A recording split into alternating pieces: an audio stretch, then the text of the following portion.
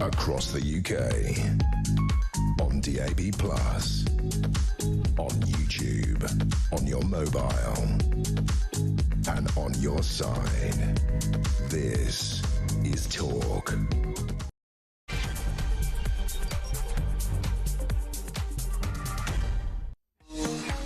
Hello there, it is me. It is good to have your company. I'm with you for the next 3 hours, and of course at midnight it is your chance to talk back, and I want to talk to you about what Kemi Badenoch was saying today. If you didn't see her speech, I can run you through it. I watched it so you don't have to.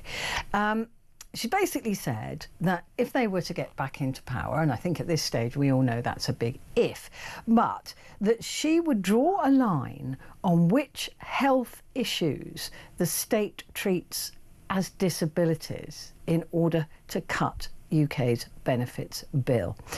She said the party would carry out a full review of which conditions qualify a person for welfare support as part of plans to get Britain working again. She said we're in the age of diagnosis and there are people gaming the benefits rules to receive money. We will review every circumstance in which benefits are currently paying more than work.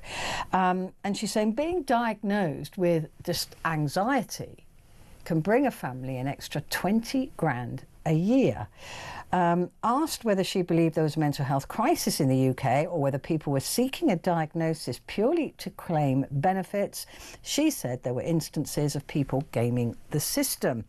And she said that actually, if you're anxious, that doesn't or shouldn't qualify as a disability. This at the same time as Labour, of course, are doing a full review on ADHD and other neurodivergencies to see if they qualify as disabilities. So, my question to you at midnight is, do you think it is time we re-looked at what qualified as a disability?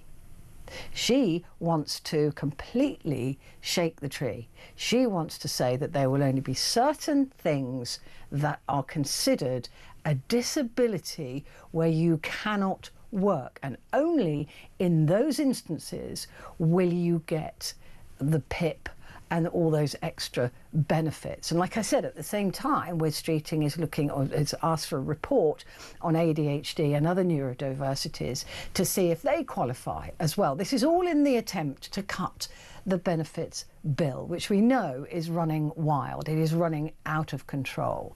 So what do you think should be considered a disability in terms of seeking those benefits, getting the right not to work, not to have to look for work?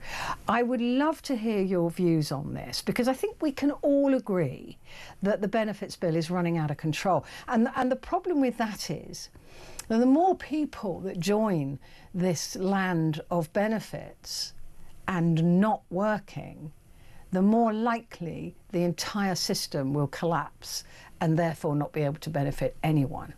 So it cannot continue the way it's going. Kemi Badenoch says the answer is to redefine what counts as a disability. So what do you think should or shouldn't count as a disability? Give me a call. I'm looking forward to this. This will be a good conversation. 0344 499 1000. Calls are charged at national rate, but we do call you back, so there's nothing to worry about there.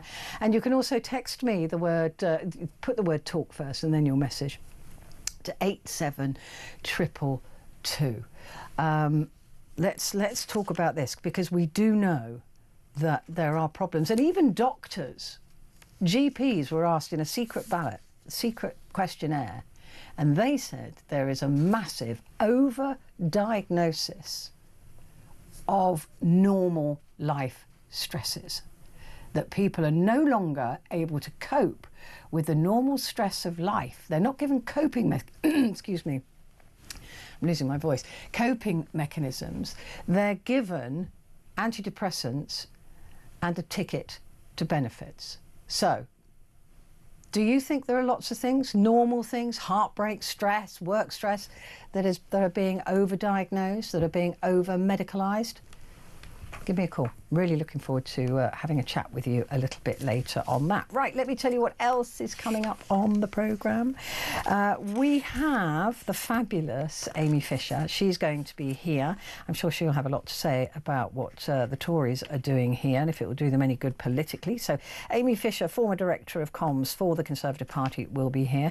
Dr. Simon Clarke will be here. He's going to be talking to us about this rare strain of flu that's going around at the moment, the H3N2, and this is all being catastrophised at the moment, so I really wanted to find out. Schools are even closing and we're being recommended to wear masks when we're on public transport, so it's starting to bring back the trauma reaction in me from COVID. So I just thought we'd find out what the truth is and what's really going on with the flu, and should you be having the vaccine this year.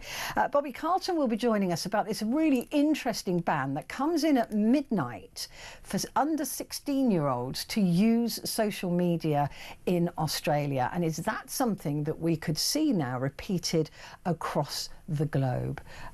Should children be banned entirely from using social media? So I'll be asking Bobby that question as well. But first, circling back to the whole situation that Kemi Badenoch was talking about this morning. She shared her party's plans for reforming welfare. So at the core of that, as I said, was to draw a line, to redefine, if you like, to really put on paper what counts as a disability in order to claim those disability benefits. So there won't be woolly, it won't be, flim-flam. There will be guidelines that will point to what counts as a disability. What do you think of that, first of all? Does that worry you? But this would mean a full review to ensure support goes to those that she believes truly need it, and suggested that some conditions, like certain cases of anxiety, constipation, I didn't even know that was a disability thing, or food intolerances may no longer qualify for certain benefits like PIP. Food intolerances count for PIP. Okay. Right, so that's where we are with this. But I wanted to talk about the welfare spending first of all, and then the impact that this is going to have on those people who are listening right now, who may indeed be suffering with anxiety and thinking, oh my God, I'm going to have my benefits cut. So to start us off, kick us off, is Shimian Lee. I'm really delighted to say, policy analyst at the Taxpayers Alliance. Shimian, great to talk to you again. Thank you for joining me. Thanks for having me. So let's have a look at welfare spending, because we've just seen the benefits bill go up and up and up. It went up 114 billion under the Tories. It's continuing to climb now. That was 14 years, but that continuing to climb now through Labour with no sign of it abating. We already know that Labour said they were going to reform this welfare bill. The backbenchers completely made Keir Starmer do a U-turn. What are we looking at in terms of this bill that is ever expanding?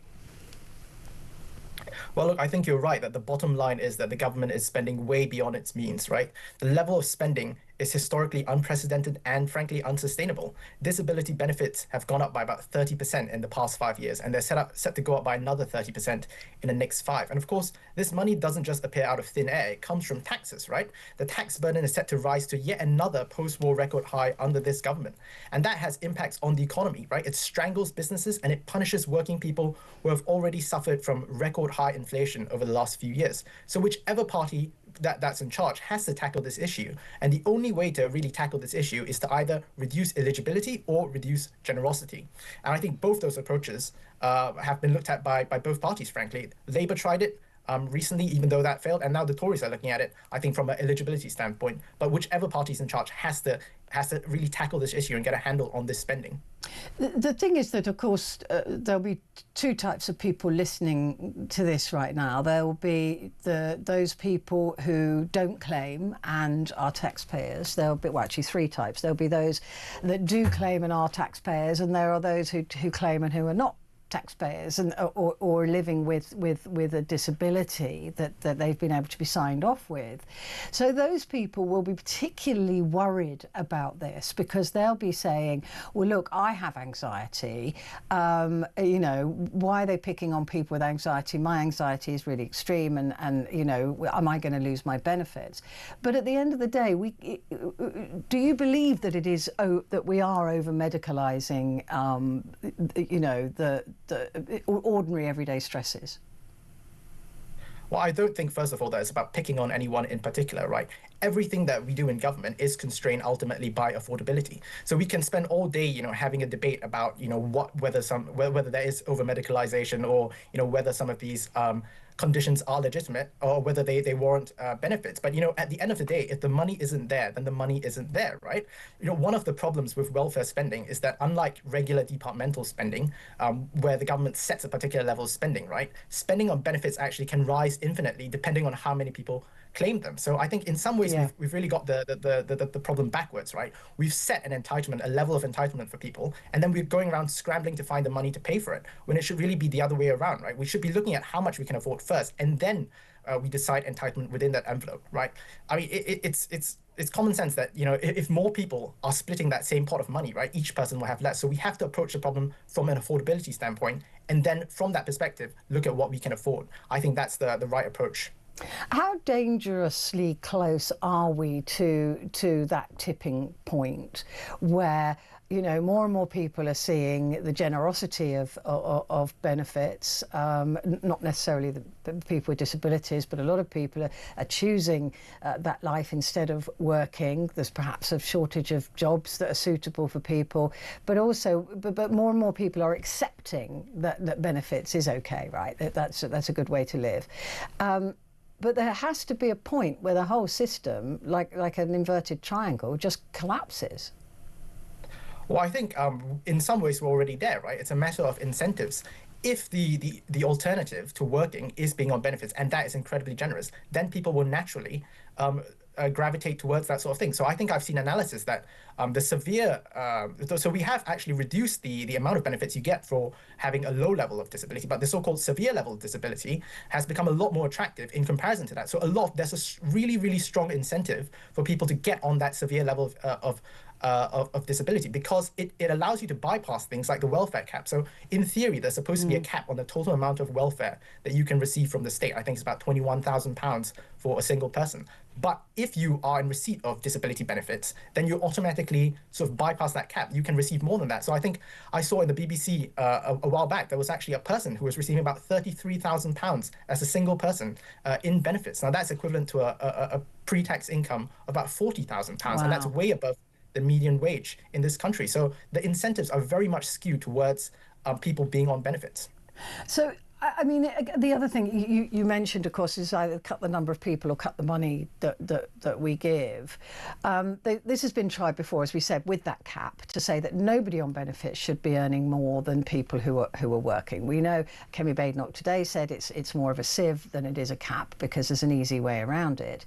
But is there a danger that you throw the baby out with the bathwater? That if you start to sort of narrow down the list of people who are considered disabled, that there will be people who suffer from that? That if we're going to cut this in any way, even if it's just financially, even though we know we can't afford it, people will fall out the other end of this.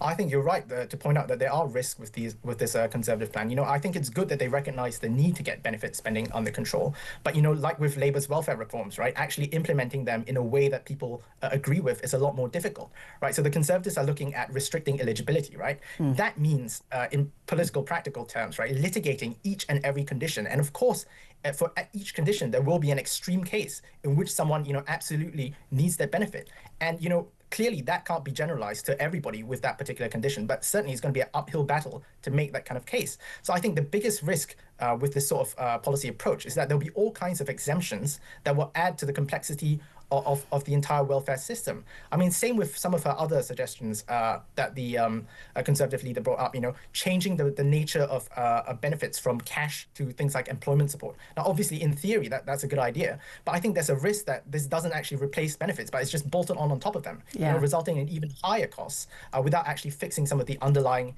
incentives. So once again, I think that, instead of looking at individual cases, right, we should be looking at what we can afford. The starting point should always be that. And then within that envelope, decide, eligibility and generosity. Now, I think that the approach of looking at certain conditions is a valid one, even though it does come with risk. So my preferred approach would be to look at need more than ability, right? So one of the problems with the current system is that it makes a lot of assumptions, right? Because you're unable to do certain things, it's automatically assumed that you need a certain amount of money, when that's not actually the case, right? People's needs vary enormously, but the amount that they receive in PIP is practically uniform, right? So, I mean, if you look at things like the Motability Scheme, for example, which Labour recently cut back on in their budget, right? Throughout the entire process of getting a Motability car, right? At no point does someone actually look at an individual and ask whether they need a car. It's all automatic based on qualifying for a different benefit, right? Yeah. So you end up with ridiculous things like tax breaks on luxury cars. So we should really be looking at people's needs.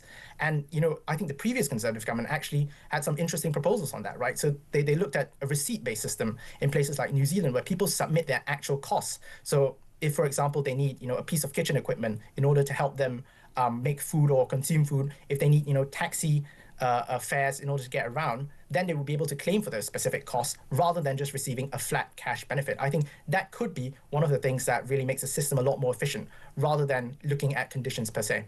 And yet the cost of running that may be more than the cost of the benefit system we've got at the moment. That's always the danger, right? So I think you're absolutely right there. But I think that the lack of data, or the lack of even curiosity about that data, is something that's really problematic. I mean, it's bad enough that we don't know in many cases where this money is going, but we don't even seem to be interested in finding out where this, £60 billion a year in disability benefit spending is actually going. Because clearly, some people have needs that are far more than what they receive on the PIP. But by that same token, there will be some people with needs that are far less than what they receive. And that's essentially money that could be going, to someone who actually needs that money more. Absolutely. Shimian, thank you. Pleasure as ever. Shimian Lee there, policy analyst at the Taxpayers Alliance. Well, let's find out now what the impact could be on the disability sector. And Jane Green, MBE, chair and founder of SEDS Connective, the UK charity supporting people with symptomatic hypermobility and neurodivergence, joins me now. Jane, lovely to meet you. Thank you for being on the programme. This must send shivers down your spine, this kind of thing, this sort of redefinition of what people can actually claim as being a disability. Yes, well, it seems to be a growing backlash at the moment for something that we've battled for a long time. We've had a lot of stigma over the years, and I think the fear that this is producing is affecting a lot of people, a lot of our members. It's been very hard to be believed anyway, because a lot of our symptoms are invisible. They're not known about. They don't disappear in 6 months. So if you have an assessment, it's not as if you might be better for a week or 2 weeks, but you can really deteriorate. And it's so complicated. It includes the gastrointestinal tract, entry to exit. It really, really does. It can affect the whole body systems, and that's not understood. It can affect anxiety is one of those words. We think of it as social anxiety or mental anxiety or something like that. It's actually also almost a physical anxiety. It's physiological. And this really affects us, but it's not understood. The physical health of neurodivergent people is real, but we've battled to be believed. It's very hard to get a diagnosis for hypermobility anyway, and that's also facing a backlash of diagnosis. So if you can't get a diagnosis of hypermobility, we call it Ehlers-Danlos, hypermobility spectrum disorder, and now a backlash for neurodivergence, autism, ADHD, things like that. We're not going to, A, we don't feel legitimate, but B, we're being stigmatized even further. And being disabled or chronically ill costs money. It's usually heritable, often carers, and it's cold. Most of us want to work. We don't want this. This is probably genetic, definitely heritable. And we've got brains, we want to work, we've got creativity, we want to work, but we need the adjustments and support. And so, yes, it does cost money, like co-production does at the beginning. It costs more money, but in the end, it will save money. We could save money if we join up the body and brain and support and put more adjustments in for people to work. I know so many people who lose the adjustments and they're out of work so many times, and we know that. We know with ADHD how many people have not been supported at all, not getting a diagnosis, and end up in the criminal system.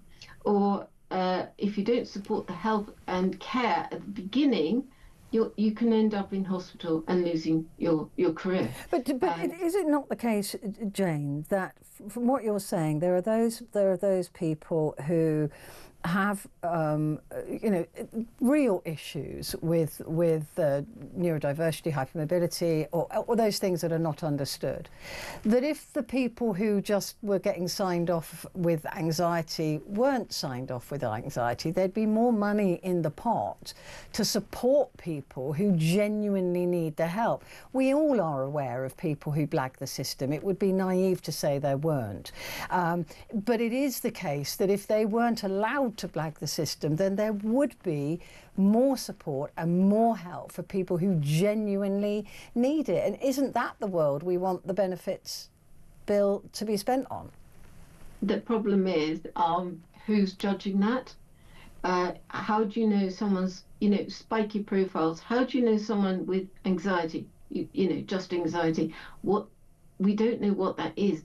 People do not understand the physiological type of anxiety that's actually affecting the whole body and brain. It makes a heart pound. You feel physically sick, dizzy. You need a lot of support in that, and it can happen in the morning, when you're standing around, when you're at school, when you're at work, all the time. It's not just that, it's a lot of other things. So I would say, who's judging it? So if we're going to save money, we need to put more funding. I'm sorry, but we need to put more funding in and research. But that will save money. We know that because it will join up the issues. Otherwise, what happens is there'll be more health and welfare costs because they'll be in the primary. For example, the GPs don't know about this. They're not trained about it. They're not. They might be about autism and ADHD and put a referral in. We know we know the waiting list is huge. For hypermobility, they don't know about it. So it's costing education a lot of money. It's costing health. And then they're probably going into psychiatric care, not having any understanding of what's going on. And that really impacts on trauma. So I understand what you're saying, and I understand what the gentleman was saying about vouchers and money. But look, that's what happened with before direct payments. Someone was in charge of, you had to sort of write a script and say, I need this, I need this. It's very authoritative. And so the direct payments came in. So the person affected could use their own pay for what they needed. And that just is so validating for someone. When you're disabled, you know what you want. Not want, sorry. You know what you need and the best way of getting it. There are people, I suppose, in every single area that always plays the system. I'm not going to deny that. I don't know. But not people I know, for sure. They're real. It's good to talk to you, Jane. Thank you very much indeed for putting the other point of view. Jane Green, MBE, Chair and Founder of SEDS Connective. Right, quick break. Back in a sec.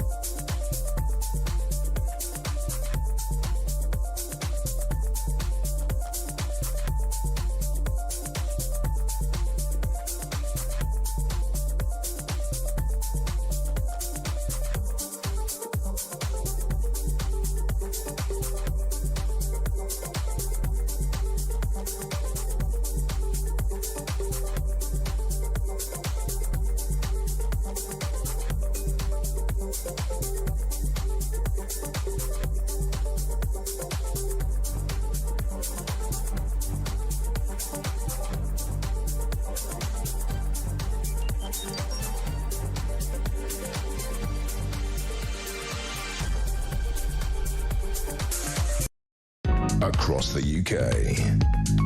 On DAB+, on YouTube, on your mobile, and on your side. This is Talk. Hello there, this is Talk and it is Petrie here with you until 1 o'clock. And at midnight is Talkback. It's your chance to have your say. It's a full hour of just you and me. That's it. There are no guests, nothing in the way, just us two. So Kemi Badenoch, that's what we're talking about today, is what she said in a speech today. She said that disability, the term disability, is losing its meaning due to self-certification and rising claims for conditions like anxiety, mild depression, food intolerances, or oddly, tennis elbow. Can't imagine there are many people with tennis elbow. Questioning if 1 in 4 people in this country is truly disabled, and advocating for a review to restrict benefits to genuine, severe, long-term conditions that prevent work. So that's what they're aiming to do. She proposes to draw a line distinguishing serious, life-altering disabilities from less severe ailments that shouldn't automatically qualify for state support, aiming to make the system more sustainable and to encourage work. She said, "I do not believe that 1 in 4 of us can be considered disabled without that term losing all meaning." To be honest with you, I can't disagree with that. I really can't. The idea that 1 in 4 of us in this country is disabled does water down the term disabled. But how do we distinguish who needs support for disability and who doesn't without finding that out costing us more than the benefits bill? If we had to interview every single person individually, it's millions of people. Right, it's millions and millions of people. We just wouldn't. There isn't the time. We wouldn't be able to do it. It'd be so expensive. So how do we decide what is a disability? And she's talking about genuine, severe, long-term conditions that prevent work being eligible for state support, not anything else. So that's what we're talking about at midnight. And I want to hear from you. I want to hear what you think about that statement. Disability is losing its meaning. And I want to hear what you think should or shouldn't be considered a disability. Give me a call. 0344 499 1000. And you can text the word talk and your message to 87222.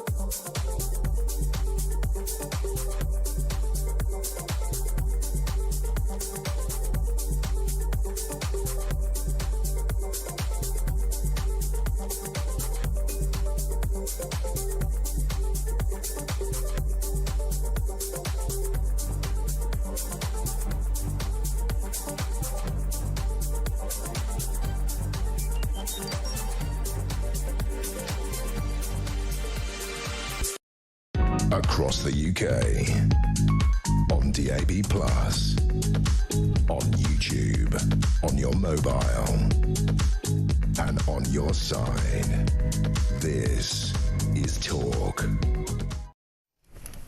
Hello there, this is Talk, and it is Petrie here with you until 1 o'clock. And coming up at midnight, we have the fabulous Amy Fisher. She'll be here going through the newspapers. And before that, we're going to be talking about this new flu strain. And is it anything for us to be really, really worried about? So that's what's coming up. But first of all, this is a really interesting story, because I know lots of other countries are looking at the potential of doing the same to protect young people.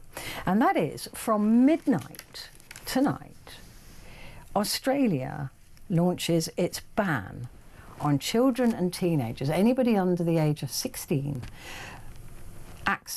They're banning any access to social media accounts. It's the first ban of its kind to come into effect. It's got the tech bros shuddering in their boots. Smallest violin ever. The Australian government says that the ban is to protect young people from harmful online content, but those against it suggest it could push children into unregulated corners of the internet and deprive them of the freedom of information. Fines, huge fines, will be given to companies who break the ban, whereas parents and children won't be punished. Really interesting. So, to discuss this further, we have the wonderful Bobby Carlton, tech journalist in Saratoga Springs in New York. Bobby, good to see you as ever. Bobby, great seeing you. What do you make of this ban? I mean, this is really kind of out there, isn't it? It is. It's huge, and I think it's a much needed step. I think we've seen this. We've seen the evidence building up behind this.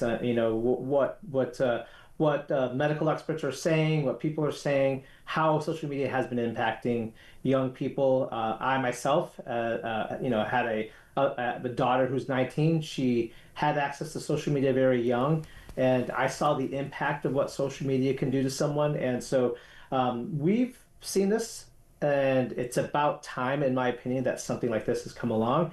We have rules and regulations for driving, for drinking alcohol, so I think it's fitting that we finally now have something, at least one country is making the moves to have something in place for young people.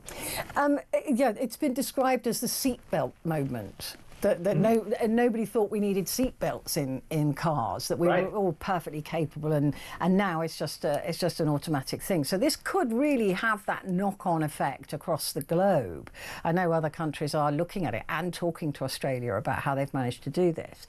The tech companies, unsurprisingly, are not happy about this, because they want to catch these young people early and they want to keep them. So what can we expect as pushback from these tech companies?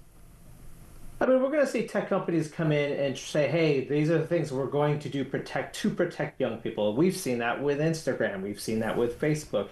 We've seen that with Snapchat. A lot of these companies are really doing, they're going to say that, hey, we're doing things, we have things in place to protect them. But the truth is they can't. Kids are smart. They're going to figure out workarounds on getting social media.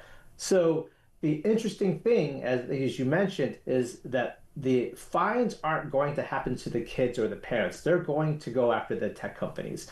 And the tech companies, they're going to pay these fines. They're going to be held accountable for this. So they need to work around the workarounds that these young people are going to figure out. And I think holding the tech companies responsible, obviously tech companies, this is data that they can use, to manipulate buyers, manipulate how people view the news and information, consume information.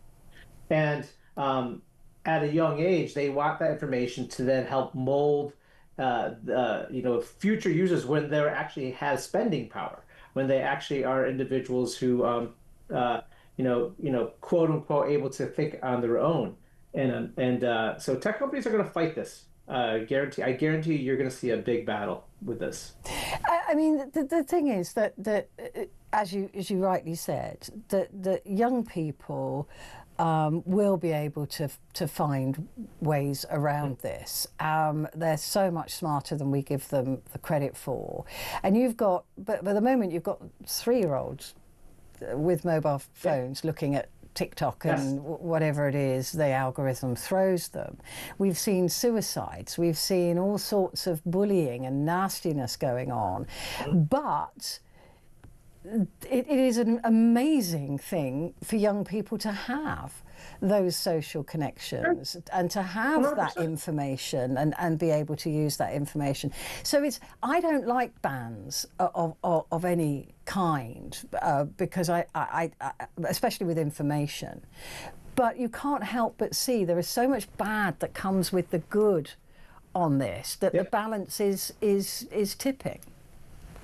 It's, great point. Like, there's good and bad of social media, right? There's definitely great things about it. And, my daughter used it and she stayed connected with friends and she was able to make friends. But at the same time, she's making friends with people I don't know. And it's very scary. It's a very scary platform. It's a very scary tool for young people.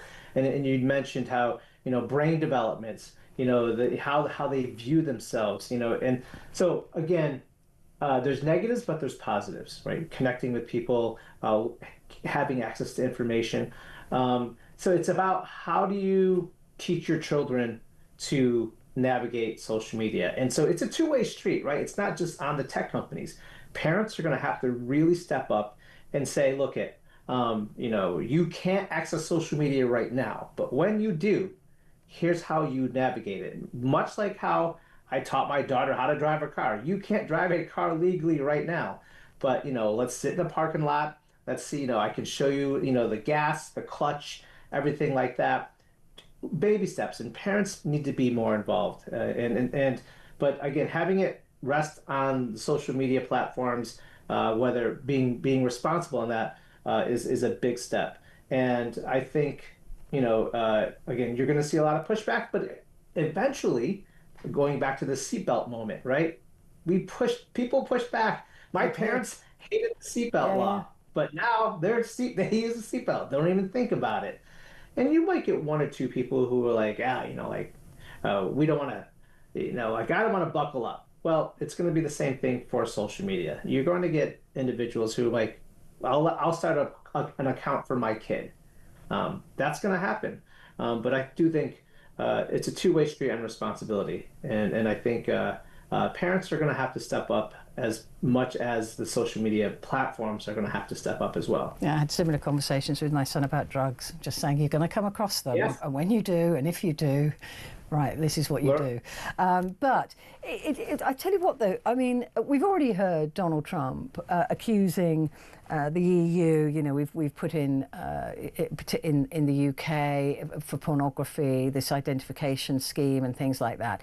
We're already being accused of stifling the freedom of speech, right? And we know why Trump is doing that. He's in cahoots with the tech bros. The business. And the businessmen, and they all want to capture these people young. So we can expect pushback even from a presidential level, saying that this kind of ban is anti-democratic. We may even see further tariffs on countries that do it, right?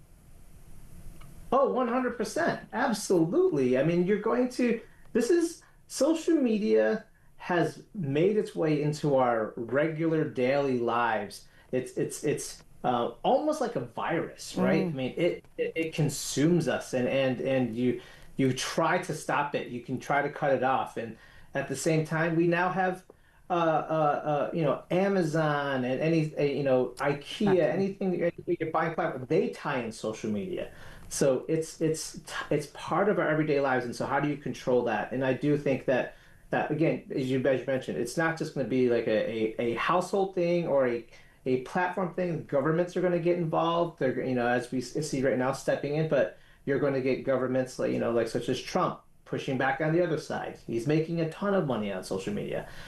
This is why when you see these dinners that he hosts, you'll see Facebook there. You see NVIDIA there. You see all these tech companies there. But you've got states like Florida who have tried to do something similar, Sure.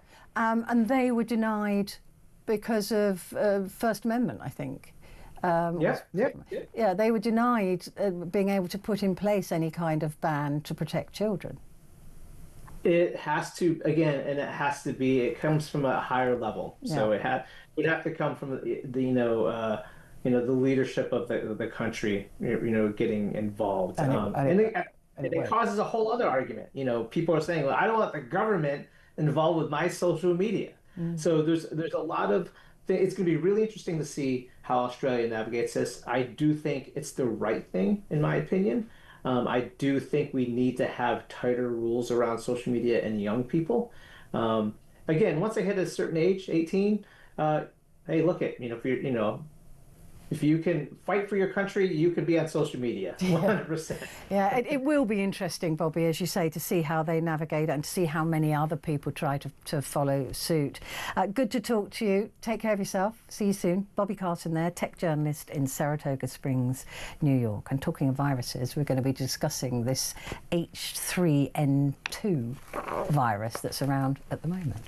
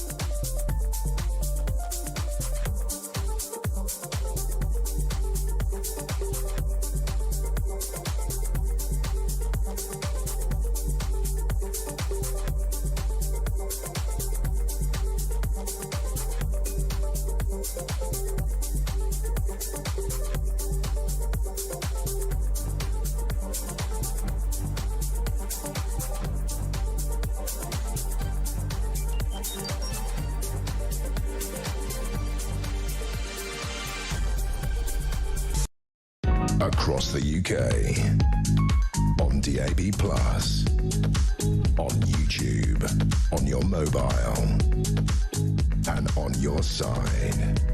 This is Talk. Hello there, this is Talk, and it is Petrie here with you until 1 o'clock. And coming up at the top of the hour is Amy Fisher. She'll be here to go through the newspapers for tomorrow.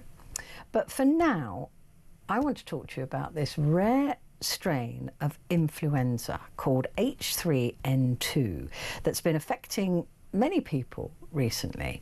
Health experts say that this year's flu could be the worst outbreak in decades. Some schools have brought back COVID-like measures to stop it from spreading. One primary school in Leeds cut back on singing in assemblies and introduced sanitation stations, while another in Caerphilly closed temporarily. God, this brings back horrible memories, doesn't it? Well, earlier today, the CEO of NHS providers told The Times that people who travel to work with the flu must wear a mask when you're in public spaces to prevent the spread of a very nasty variant of flu this winter. We're hearing numbers about 8,000 people could be hospitalised with this flu. So how bad really is it? And should we be worried? Dr. Simon Clark joins me now, virology expert and microbiologist at Reading University. What a fascinating field to be in. If I was clever, I might have done the same thing. Hello there, good to see you. Good evening. Thank you for joining me. Right, so this is bringing back trauma, right? There's all these words and things going on, 8,000 hospitalisations, masks, all of this. How bad is this flu? Well, we normally wouldn't see so many cases of flu infection this early. Normally it peaks in January and February. So I think it's reasonable to assume that it will only get worse. So it's very unusual to see this amount of cases this early in December. And I expect that we'll see substantially more in January and February. So it is quite unusual. Now, is this because during COVID, we weren't being exposed to flu symptoms, where we weren't really getting the flu. We were trying not to catch anything, and so now I'm trying to sound clever, and so now the variation of it, if you like, is something we've not come across before. Whereas if we hadn't had lockdowns, maybe this wouldn't be quite so bad. No, we always had flu before, and we had some real humdinger seasons before anybody had ever heard of COVID. What's different about this is that it is a H3 version of flu. Normally, the seasonal flu that we get is what we call a H1 version. That means that the immunity that the population has to H3 is not as good as it would be to H1 because we don't get it very often. So we can't say with any certainty at all what would have circulated normally during COVID. It would probably been H1 because that's what normally happens. But we've this year, for some reason, and we don't understand it, got a H3 version. So how bad is this? Because we're all a bit allergic now to hearing wearing masks and this is terrible and all these things. We're going, oh really? Is it that bad? Well, I'm astounded at that piece of advice that if people with flu go to work, because quite frankly, if you've got flu, you're unlikely to be able to get out of bed, let alone out of the front door. Right. The difference between flu and a cold is quite substantial. And I always say to people, if you can turn up for work, you ain't got the flu. That's probably a little bit bombastic, but only a little bit. You are extremely unlikely to have flu if you can end up going to work. So talk me through what level we're talking about of illness here, where because everybody who's got a cold says I've got flu, right, as you know, exaggerated, but what are we talking about here in terms of this? We're talking about something which is much more serious and much more unpleasant than a cold. It will put a lot of people in hospital, particularly those over 65, particularly those who are clinically vulnerable, under 65. There are a lot of people in that group with type 2 diabetes who don't realise they've got it, so are more vulnerable than they realise. This will put a lot of people in hospital, and flu every year does kill people. So at what point do you, and you're lying in bed and you're feeling absolutely rotten and the inside of you aches, right? That when you're at that level, at what point do you think, right, well, this is bad now, I need to go to hospital? When you're struggling to breathe, frankly. Right. and that's when you phone up the NHS hotline and speak to them then. That's very easy for them to test because they just look at how much oxygen you've got in your blood, and if it's not enough, then there needs to be measures taken. It's not something one can fake or can put on. You either have a certain amount of oxygen in your blood or you don't. That's what they look for. And as far as vaccines go, are we up to date with this strain in terms of the vaccines that are being offered? Yes, we do have a vaccine against this version of flu.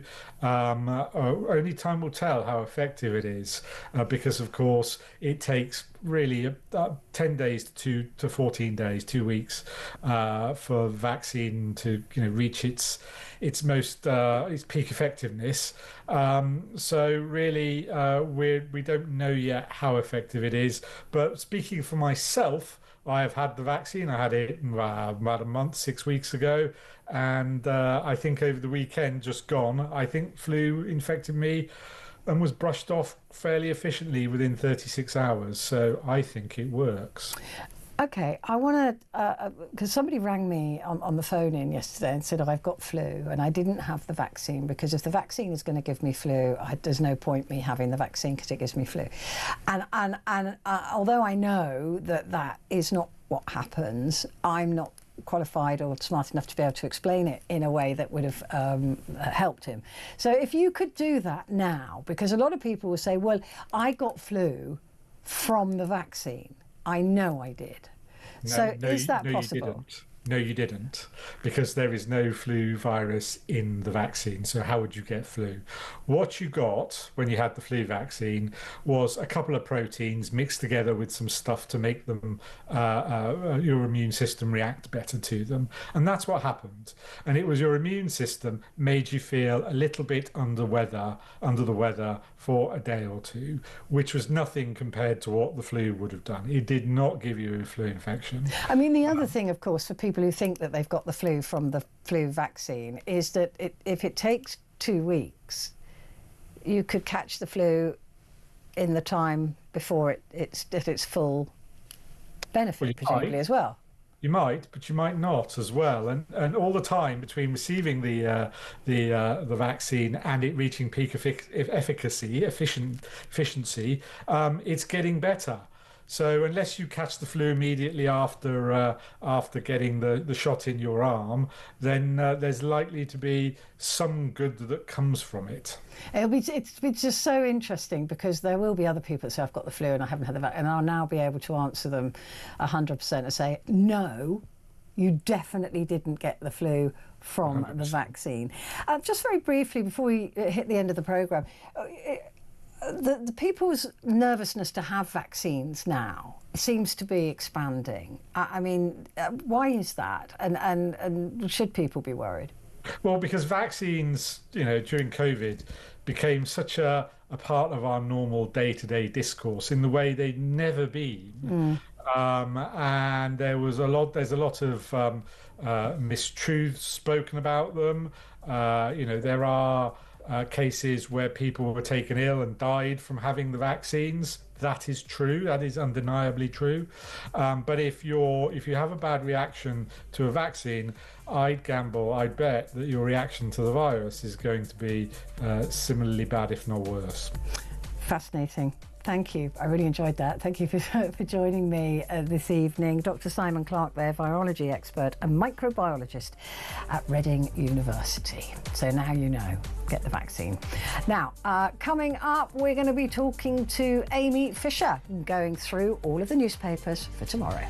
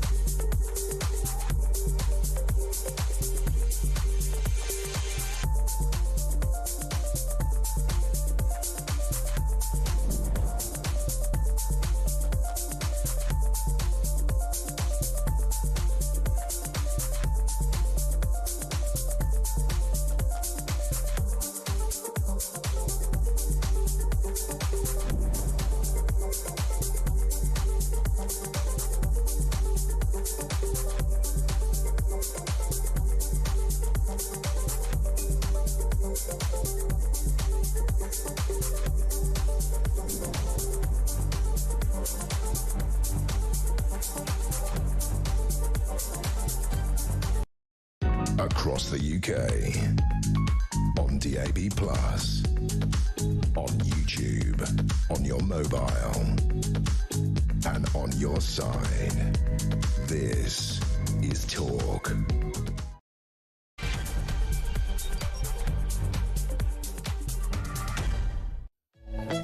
Hello there, it is Petrie here with you through until 1 o'clock, and of course at midnight in an hour's time we have got our talk back section, which is your chance to do exactly that, to talk back. And what I want to chat with you about at midnight is what Kemi Badenoch was saying today in a speech that she gave about what the Tories would do if they got back into power with the benefits bill, particularly looking at disabilities. And she said that she wants to draw a line on which health issues the state treats as disabilities.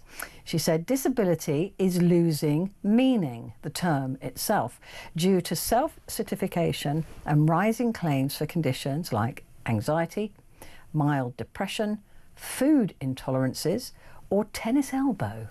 I can't imagine there are many people going, I've got a sore, hurty elbow. Anyway, questioning if 1 in 4 people are truly disabled and advocating for a review to strict benefits to genuinely severe long-term conditions that prevent work.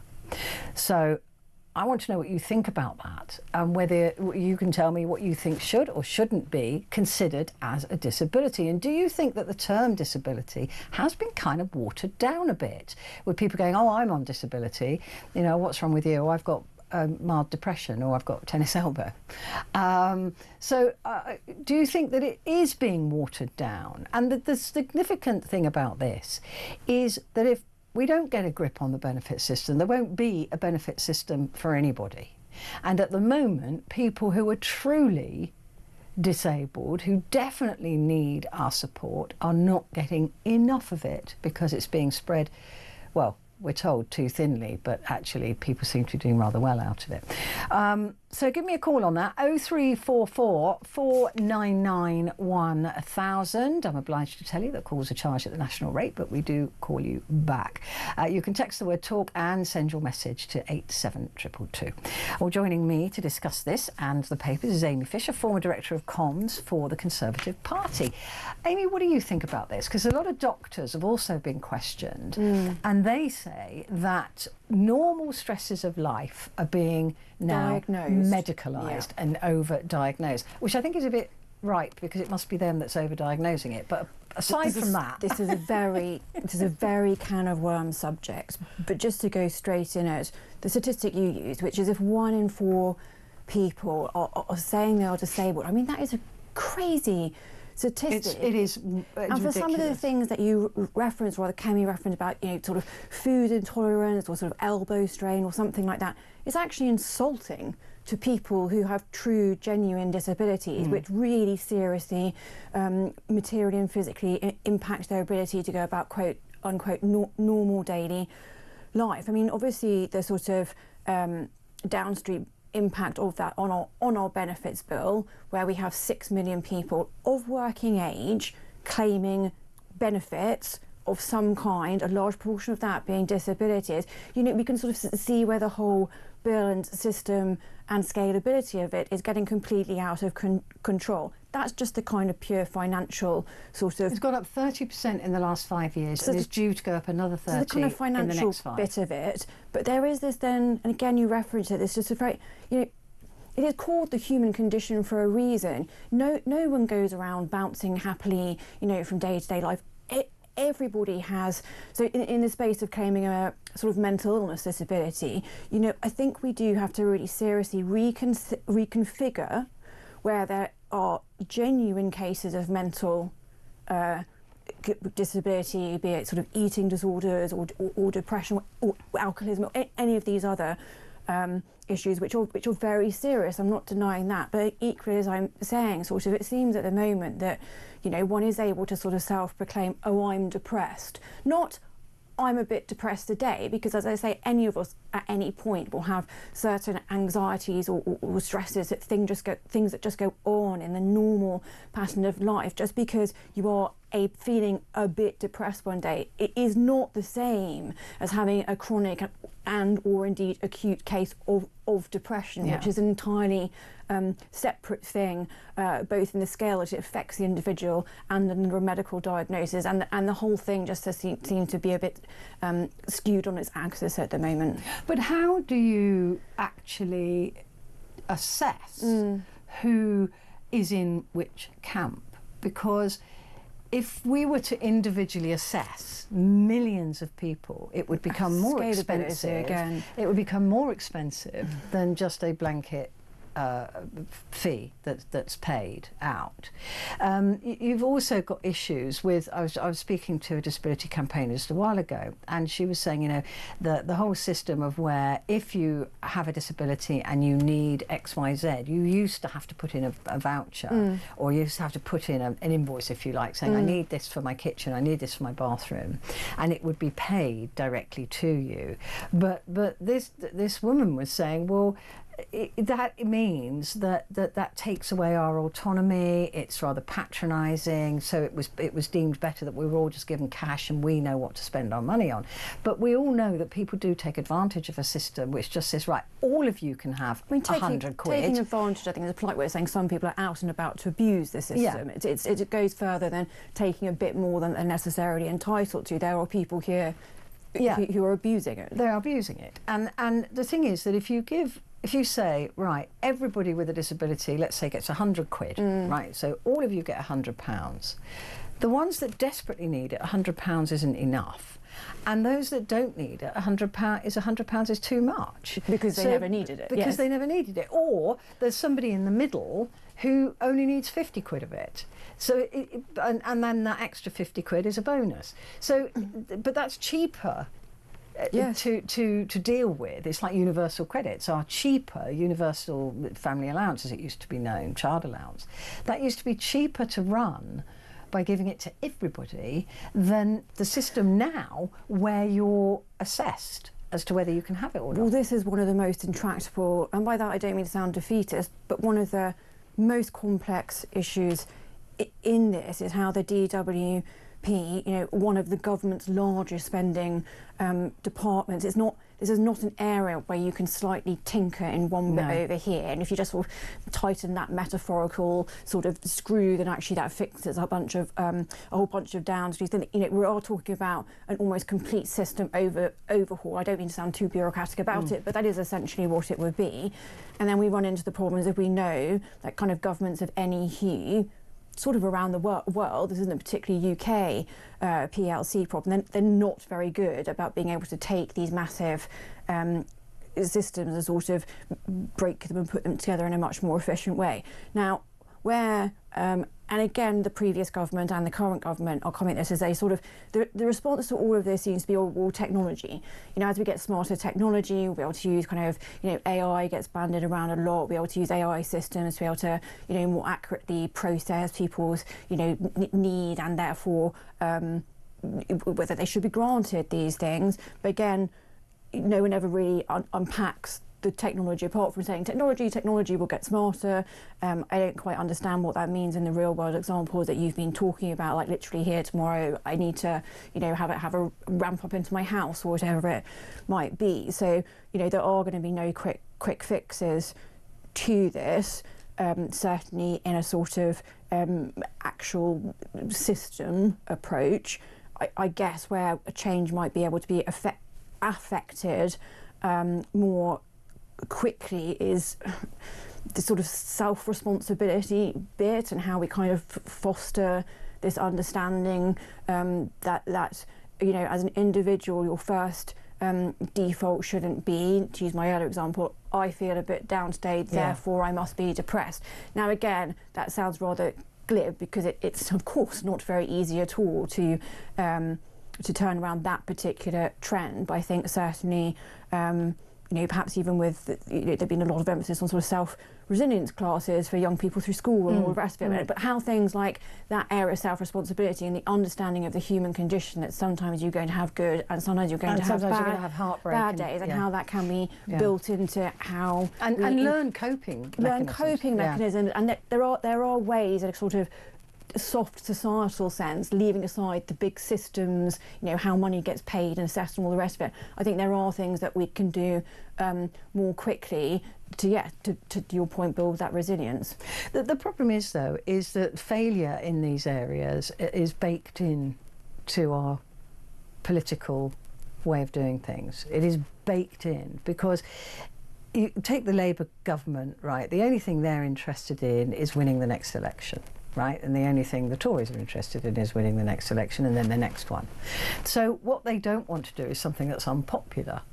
In order for them, like try and break this, try and do something fundamental with this system. So failure to deal with these things is baked in to our system. Approach, yeah. Because all of our politics is very short term. It's like, okay, well, if we can get to the next election, and so if we don't cut any benefits now, in fact we put more money into benefits, then we'll be the nice party, and then we might just win some form of coalition in the next election, and so we're not going to tinker with it.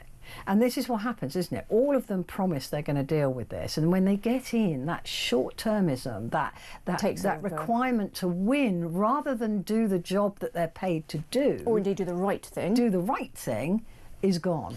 Although in this particular issue, of the two interrelated issues between sort of, the age of diagnosis or self-diagnosis, as Kemi Badenoch put it earlier, and then the effect that has on the sort of benefits bill, there is a bit of a schism in the cabinet, because Wes Streeting has himself admitted a bit of, that he recognises there is launched an inquiry, this phenomenon of this over-diagnosis or this too much of a self-diagnosis and over-medicalisation. So the Health Secretary has very publicly, even this week, recognised that, whereas we know... But will they do anything with the information they've got?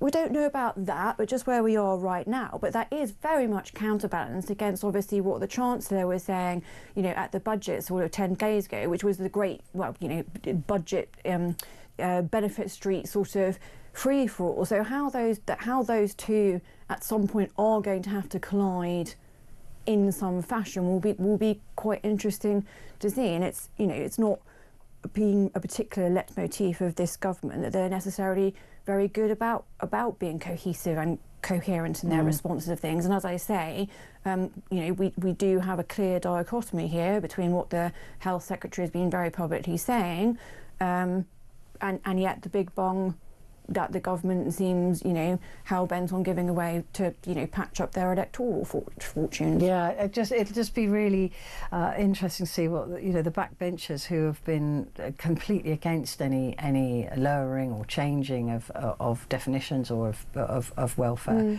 would actually respond to a report that says, well, actually, some people with ADHD on this end of the scale don't need benefits and they can work, and we should be putting them to work. I just can't see those connecting necessarily in it to achieve anything that changes anything.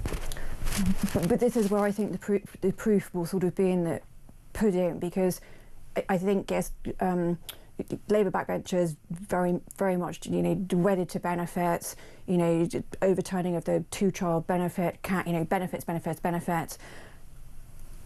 But equally, I think, if you're perhaps not on the sort of hard or kind of soft hard left of Labour, I think it is just so broadly known and talked about, just sort of genuinely in the general, conversation about this over-medicalisation of everything. It's not kind of a niche issue that the right have suddenly come up with, and that, Kemi coming up with the age of diagnosis isn't a kind of soundbite that CCHQ came out with because Kemi was making a big speech. Like, it's a sort of known thing that she happens to have put, a particular badge on today because that's what she really wanted to signpost in her speech. So in that sense, it's actually kind of not a left and a right. It's not, and in that sense, this over kind of medicalisation or self-diagnosis, that's actually not a left and right issue. It's interesting. Listen, give me a call. That's what we're going to be talking about at midnight. 0344 499 1000. Quick break, and Amy and I'll be back with the papers in just a moment.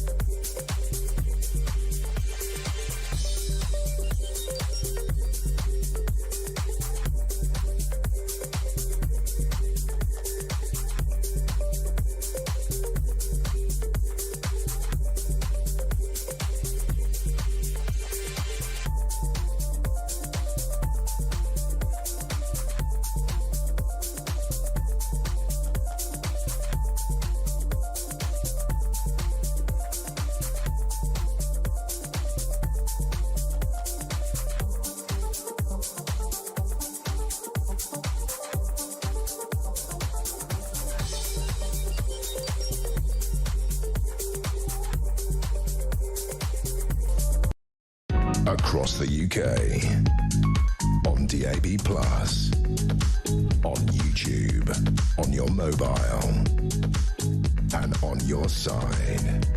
This is Talk. Hello there, this is Talk and it's Petrie here with you, and with me is Amy Fisher, ex-director of comms for the Tory party. We've got the Times in front of us now. Trump, Europe is weak and decaying because of immigration.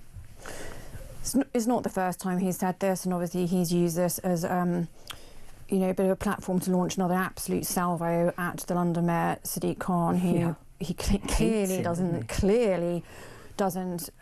like. So this sort of isn't a particularly new thing that Trump is saying. He's just sort of reigniting the row about it. I mean, I find the timing of it, as I say, it is not a particularly new thing that Trump has been saying in the context of obviously the United States is having such a crackdown on anybody they consider to be illegals or foreigners or not right immigrants who should not rightly be in the US. And there have been all the ICE crackdowns, which we've discussed before. So making this comparison with Trump and saying, look, Europe, your whole problem is immigration isn't a new one.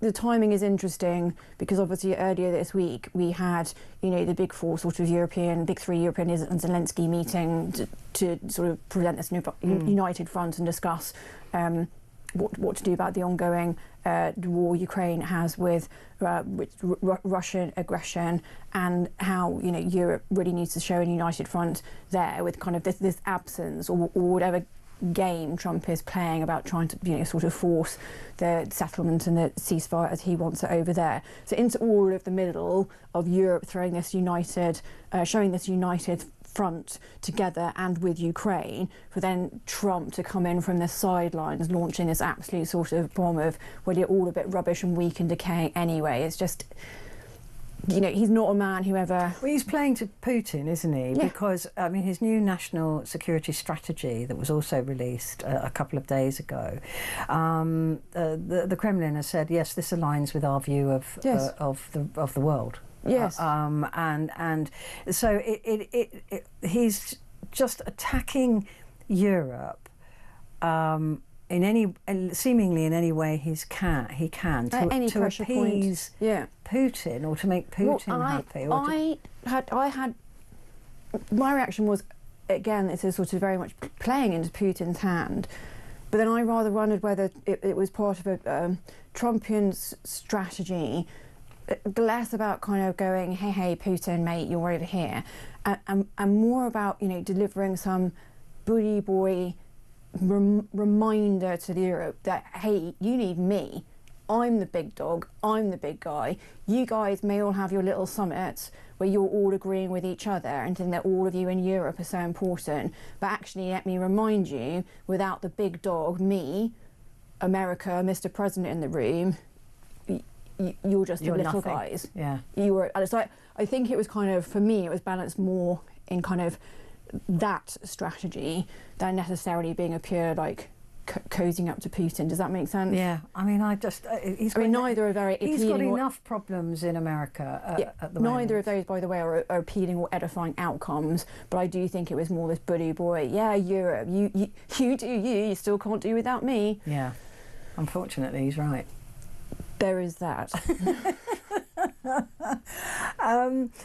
This is interesting. People won't be very happy about this. The number of police forces or services, actually, they are known, cut to 12 under a plan.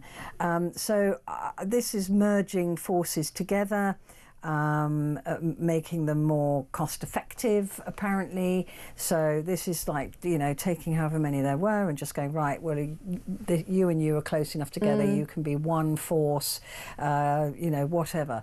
Do you think that this will actually achieve anything other than what we think it'll achieve, and that is a reduction of police officers? Police on the streets. So it would be a significant reduction or efficiency package they'll put. It'll be 43 down to 12. That's huge. It's a huge reduction. 12 sort of mega reasons. Now, the one bit of this that I could see as being could meet the aim of more efficiency is say, for example, you do have really quite small forces like Suffolk and Norfolk. Actually, when you're talking about a small county like that, not a very dense population, rural, I can see how there will be duplication of resources there. So therefore, I can understand to some extent some of an argument around efficiency. The other bit where I can somewhat understand the argument is that police forces are really bad about sharing data. Really, really bad. So literally you can get somebody, skipping from Bath up until, up to Cumbria, and kind of the police forces just don't really talk to each other, so they don't really know the kind of where this rapist is on the loose. Look, I'm sort of simplifying, but they are very bad about sharing data. So that I could understand why there would be some merit in this plan. Where I think it all falls down is, firstly, the sort of, whenever we hear about efficiency savings, we all just kind of think it's just an excuse to cut stuff. I mean, everybody, a lot of people will be walking past even empty police. I walked past an empty police station, just off Peckham High Street the other day. I mean, Peckham's a bit of a crime hotspot. Why is the police station just off the main road? We've lost recently in my area. Chiswick is closed, Shepherd's Bush is closed.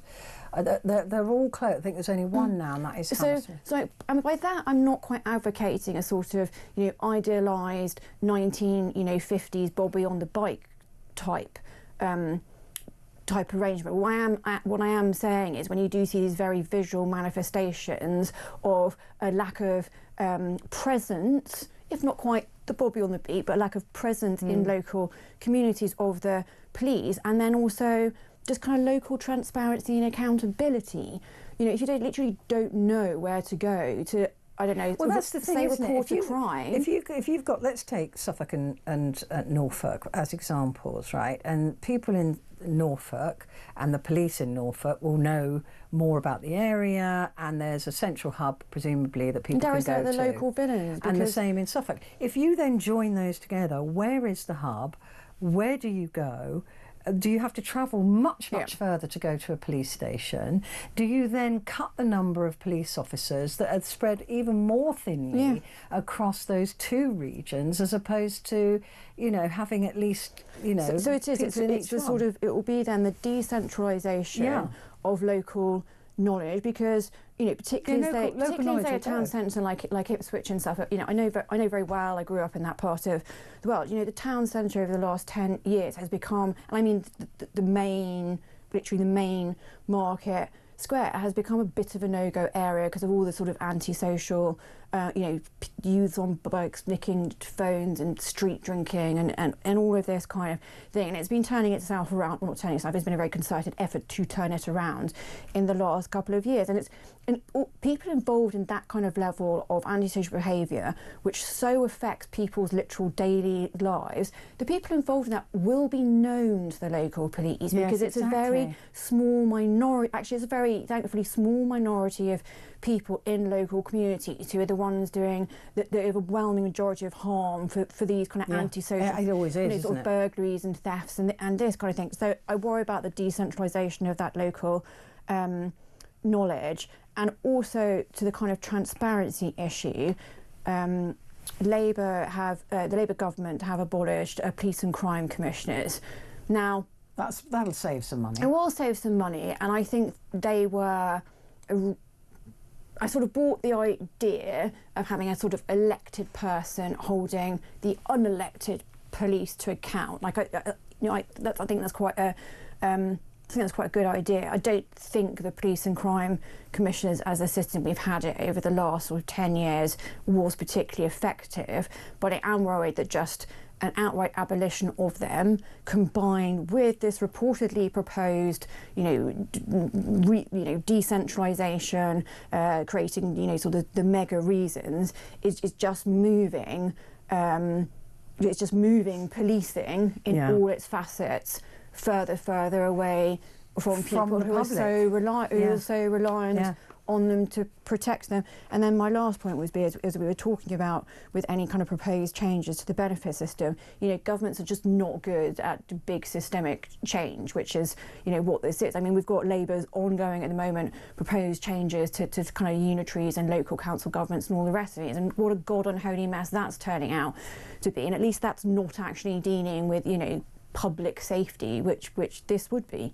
Yeah, I mean, I remember for 9 years when I was covering defence that you know, the whole amalgamation of regiments and things, it really did not go well. Do what anybody thought it was going to do. Well, as you may have picked up, I'm somewhat on the sceptical side as to whether this would work. Yeah. Well, it just, like you said, it just removes the police from the public even more. And the story on the front page there, wear a mask to fight flu. People with flu or colds or even cold symptoms should return to the habit of wearing a mask. Get stuffed. If you've got flu, you're not going out. If you've got a cold, get on with it. So I heard very clearly the doctor, yes, on your last guest, I heard him say so clearly, look, if you've got flu, you're not getting out of bed, which sort of gave me the giggle. On the if you've already got flu, I mean, it brings back sort of, I don't have a problem with being told that, you know, sort of wear a mask, because if you have got a bit of a cold, like you are, you know, if you're going to man on through and get the bus into work because you've got a bit of a sniffle, actually it's just kind of polite to cover your kind of nose or mouth. The same way as it's just habit now. Like you never see anybody cough into their hands anymore, right? You always see people cough into your elbow, and that's just become a complete habit thing. Yes, it's left over from COVID, which was such a ghastly time that none of us want to go back to. But I broadly think, you know, to contain germs, coughing in your elbow, or if you are a bit poorly, you know, popping a mask on whilst you are on the bus. Well, use a tissue. I don't think it's that big a deal. Don't sneeze into the atmosphere. I rather people, and it's like the Chinese, don't they? They wear masks as to be polite. Yes, they wear it if they've got a cold because they don't want to give somebody else a cold. Because this was the misconception. During COVID, a lot of people thought the wearing of the mask was about stopping you getting it. Actually, no, it wasn't. A lot of it was always just about keeping your germs to yourself, basically. Yeah. But I can't see people returning. No, I don't think it will become. No. Let's have a look. Oh no, let's not. Let's have a break, and then we'll have a look at the Express.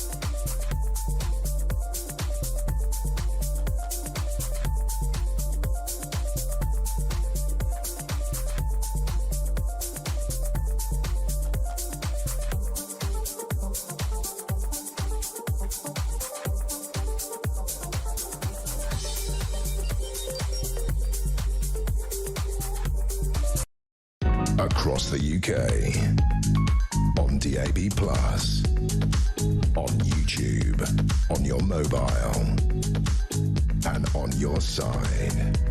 This is Talk.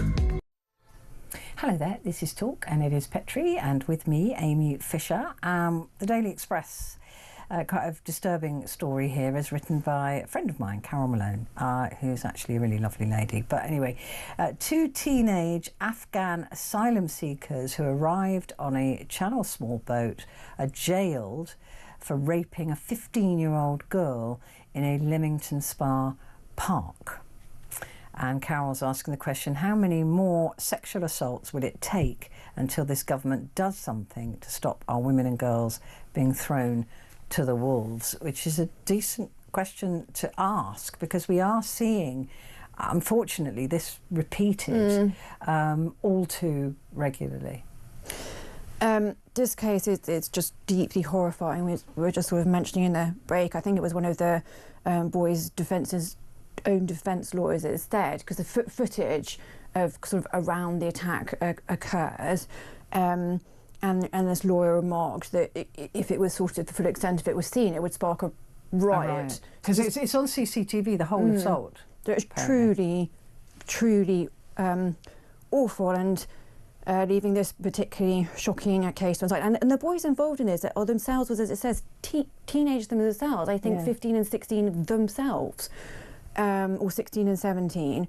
But the sort of wider problem is that there are people coming here, and I am going to say both legally and illegally, but they are coming from places where I'm not even going to say that don't have the same societal and cultural standards for how women and girls are treated in the UK. I'm just going to say they are coming from some places where women and girls are just treated horribly, that don't have rights, that don't have, as a norm, access to education, that aren't allowed, any form of independence, be it... Well, certainly Afghanistan. I mean, this is not a place where women have women aren't allowed to speak in public. There They're we go, not allowed to be out in public. And they can suffer awful, serious corporal punishment if they, speak to a member of the opposite sex that isn't their family or appear, in public without, their head covered. So that's what I mean about,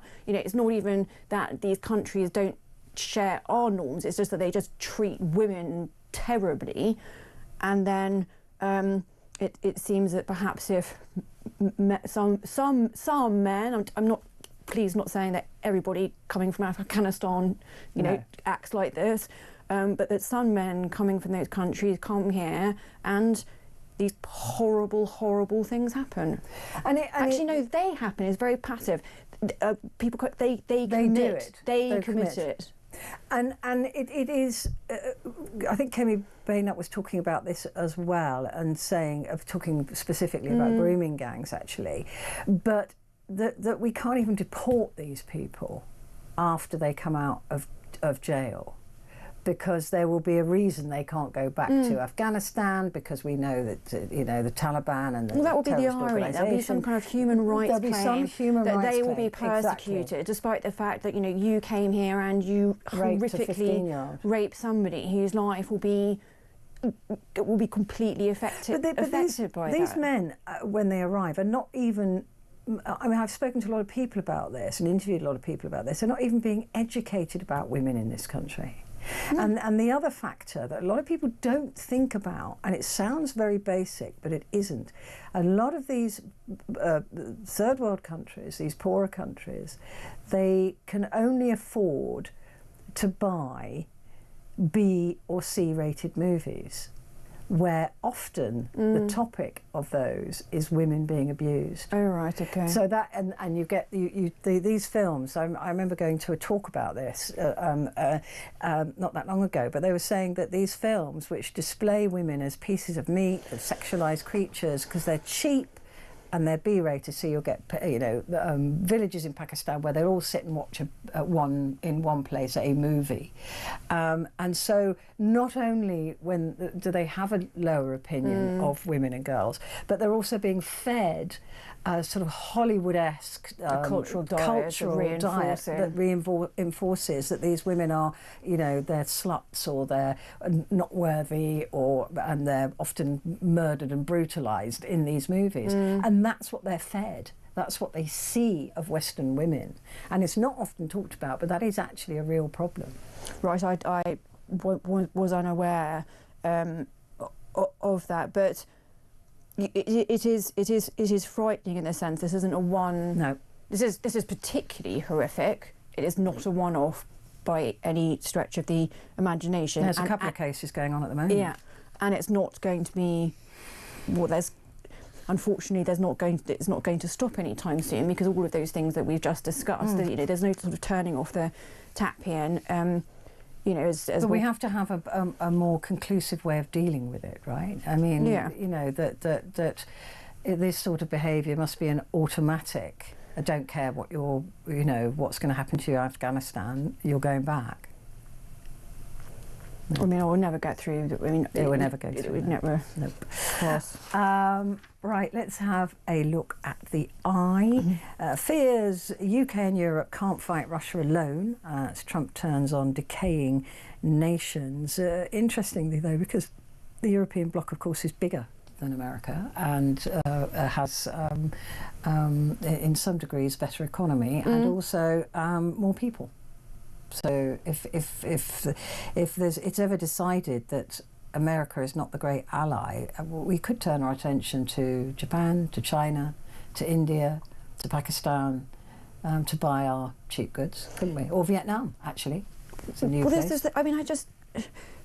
It falls into two schools of thought, really, as to whether now kind of Europe does just sort of essentially man up and go, okay, look, we've been kind of living with this UK special relationship and all the rest of it, but look, Donald Trump could not have made it any clearer that he's not in that kind of global order game anymore. So actually, guys, we over here, Europe and perhaps other transatlantic allies, we really need to get ourselves together now, because that guy over here is just not playing anymore. We can't rely on him. He said he wants to have nothing to do with NATO. For me, that's almost, the writing has been on the wall for some time. Let's actually just rip off the plaster now. Like, we're not doing ourselves any favours by sort of sticking our heads in the metaphorical sort of geopolitical sand, if you like.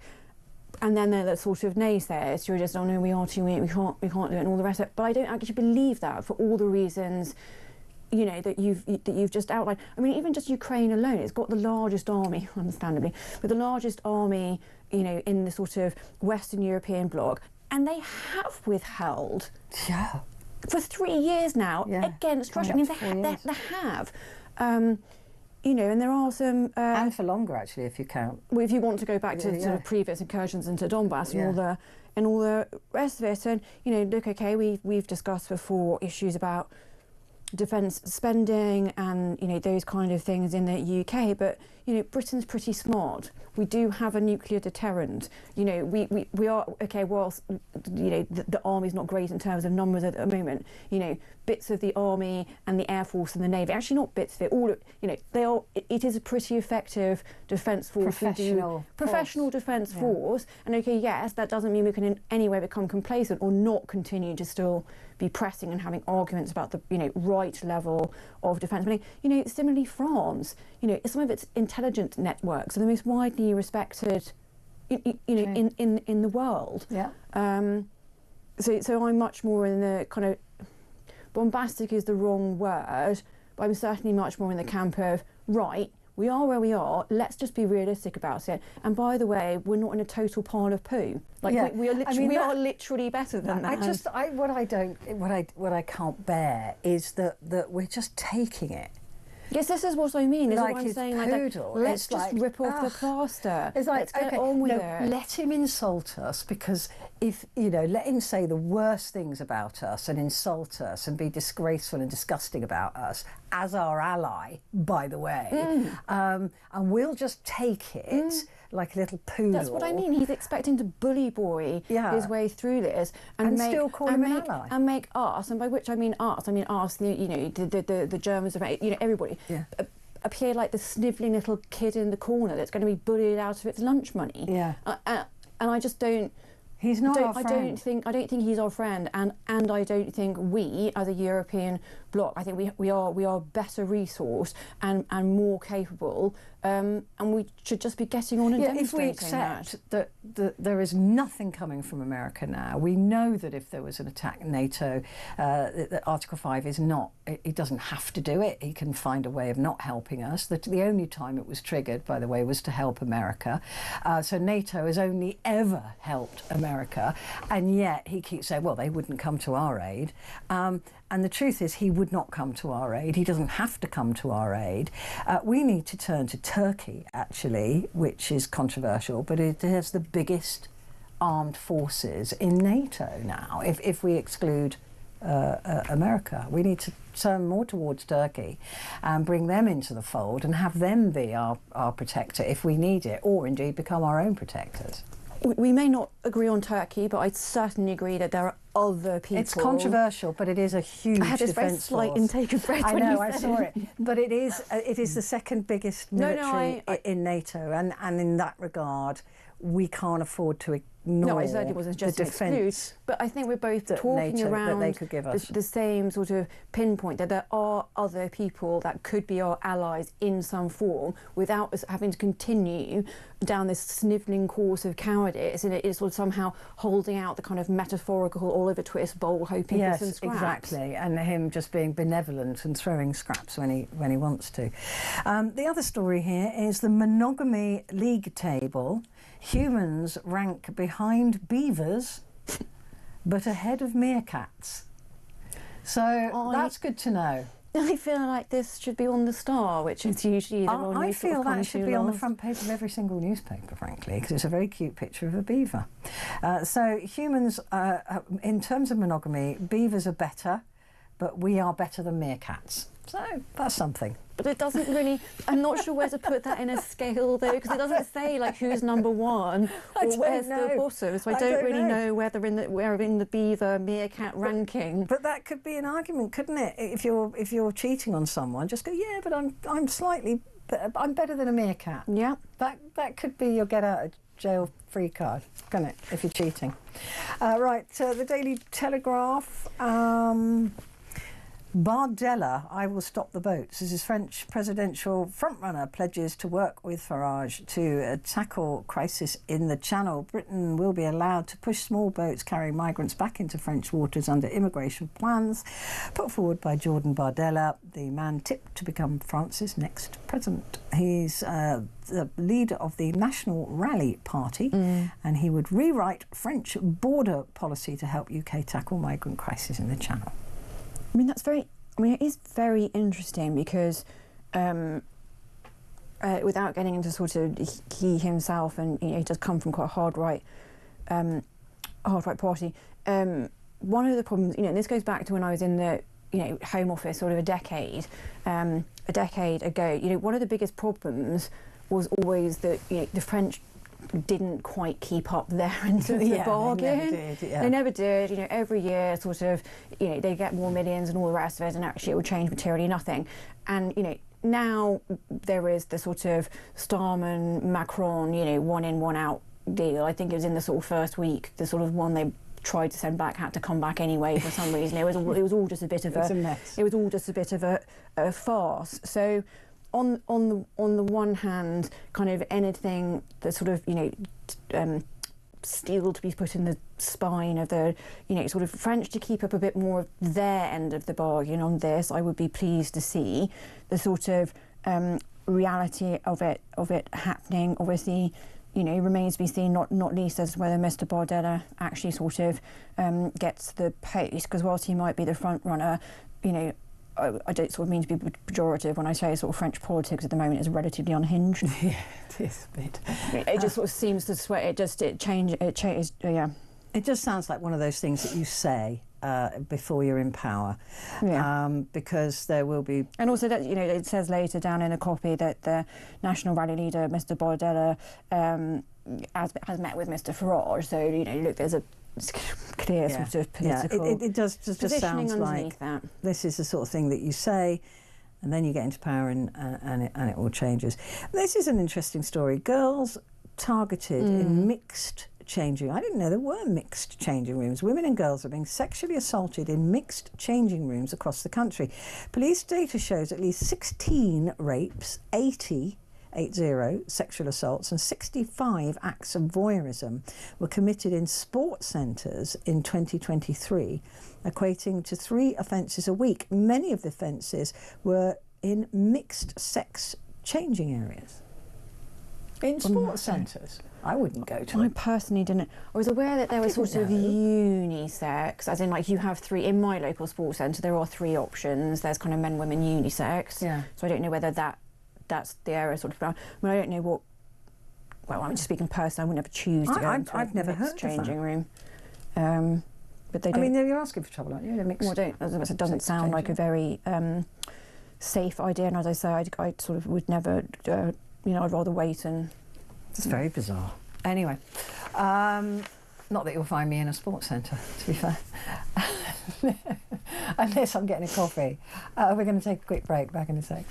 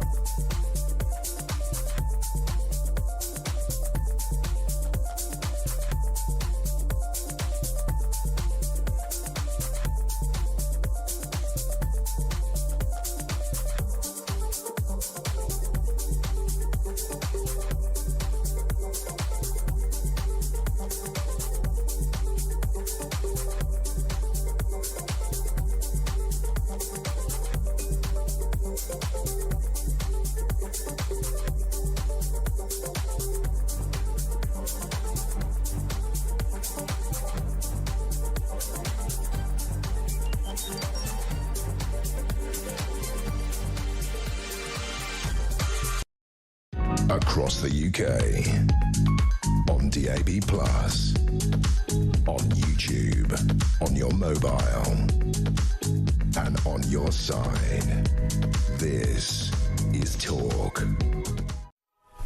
Hello there, this is Talk and it is Petrie and I'm with you until 1 o'clock, and coming up at midnight it's your chance to talk back, and we'll be talking about Kemi Badenoch suggesting that the Tories will redefine what it is to be disabled in order to cut back on the welfare bill. So we're talking about that. Give me a call if you'd like to join in. 0344 499 1000. With me at the moment, though, I have Amy Fisher, who's former Director of Communications for the Conservative Party.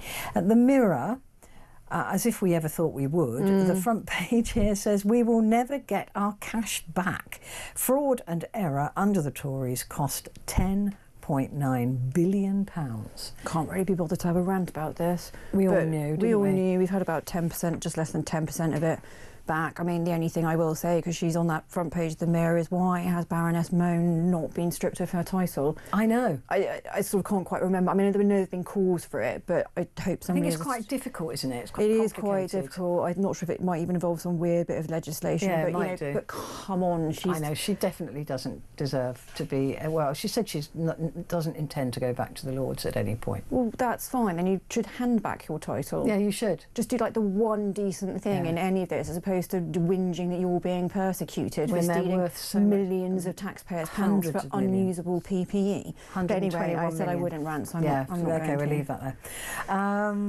as 2 Afghan small boat migrants are jailed for raping a girl of 15, our columnist has an uncompromising message for the politicians. This is a Daily Mail. Horror is unfolding before our very eyes. It's time to confront the hard truths. Asylum fiasco without end. So this isn't going to get any easier for Labour, is it?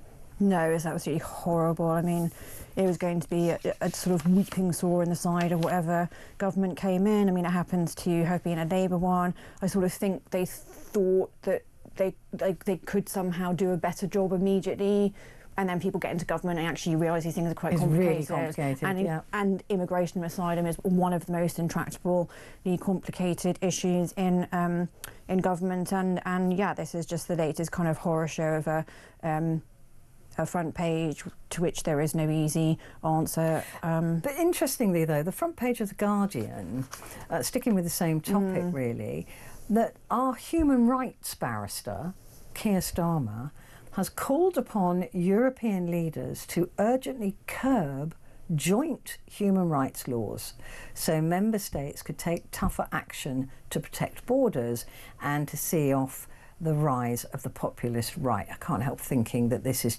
to do with reform rather than what's going on in Europe. But that is interesting, is that we've got to modernise the interpretation of the European Convention on Human Rights. Well, because it's interesting that he sort of chose to... So this headline has come out of an article which the PM has written for the Guardian website, right? So if you picked the one paper, the one landing platform likely to be most sympathetic to you, I mean, it is going to be the Guardian for the Labour PM. So, you know, if that's really his message, because that headline's quite punchy. It is that punchy. was really his message. Why did he not let the Times or the Telegraph, let alone the Mail or anybody else, or the Mirror or the Sun or anybody else have a look at it? No, he's done it here. And it'll be interesting to see what sort of spills, if anything, because I expect he's done that as a bit of a one-hit wonder. And when we actually But it's a major difference. It's huge. It's absolutely enormous. You're right. This is It's what I odd that he's put mean. it in It's Guardian, once everybody's had a chance to actually read this thing on the Guardian website. What happens, sort of on Wednesday and trickles out is going to be actually quite fascinating, because I bet it doesn't actually quite add up to what the headline would initially make you think. Yeah, it is really, really interesting that, like you said, that he's chosen to write that piece there, because it is it's a huge shift as a human rights lawyer as well. Anyway, I'm skipped on to the Sun newspaper. Tearful Sharon reveals her Aussie's final words.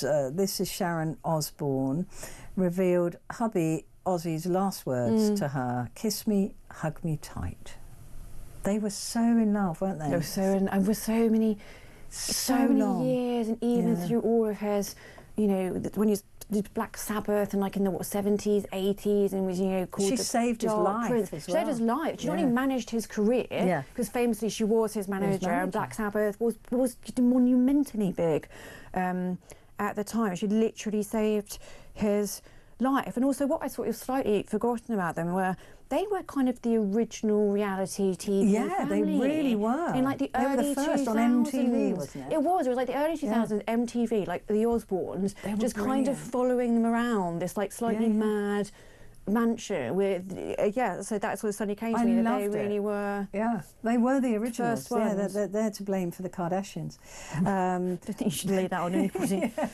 But Sharon Osbourne, what a lovely sweet woman as well. I have had the pleasure of meeting her. She used to work here, and just the most unassuming, gentle soul she was you've ever met. The kindest one on not Pop Idol, the other one. Oh yeah, Fame.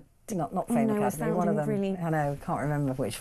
Anyway, one of those. One of them was a panel with Simon Cowell, and there was always everybody was always slightly mean. Oh, Louis Walsh, and then she was always one who, even if somebody had been totally horrendous, she would always say, you did that with such a lovely smile on your face. I Yes, enjoyed you did that with real listening to it. passion. Yes, Yeah. exactly. She's a real mum, and like I said, she was just the most sweet and unassuming. You know, you had people who were X Factor. X Factor. Sorry, well just done. had to get that out. That you'd have lots of people in the green room downstairs who were nobodies, you know, lauding it about, going, I want a cup of tea, I want this. She was just the biggest star, but the most unassuming, sweet, lovely, kind person who, if she was making a cup of tea, said, do you want a cup of tea? You know, she's just very nice to hear. adorable. And I'm so sad that she's going through this. But this is another ex-colleague of mine. This is on Piers Morgan's show that she's done an uncensored. And Ozzy died aged 76. So I'm so sad for her because she is broken by it, as you would imagine that she would be. And the Daily Star, news with a wink. Vlad's pussy galore. Now this is really stretching a story to the point that it's so thin that it's wafer thin. This story, Just isn't wafer it? thin. It's wafer thin. So Putin cronies claim Larry the Downing Street moggy is Ruski Octopussy for snubbing Ukraine President Zelensky during yesterday's meeting with the PM. Because apparently Larry sort of, it's a cat. So Larry sort of Sauntered in. and then yeah. sort of sauntered out in the way that like cats do. Yeah. The only thing, so this is a brilliant Daily Star story, the only thing I'm going to say about this is it's not totally mad about cats being spies.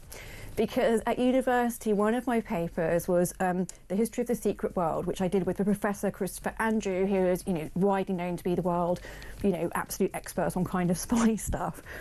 And so, you know, one of the stories he literally told me, I think it's actually in his book, was that I think it was the CIA had tried to train a bunch of essentially kind of cats they were then going to make out to be strays, that they had put like microchips and like antennae in their tail. Pointless with cats. And then they released all these cats.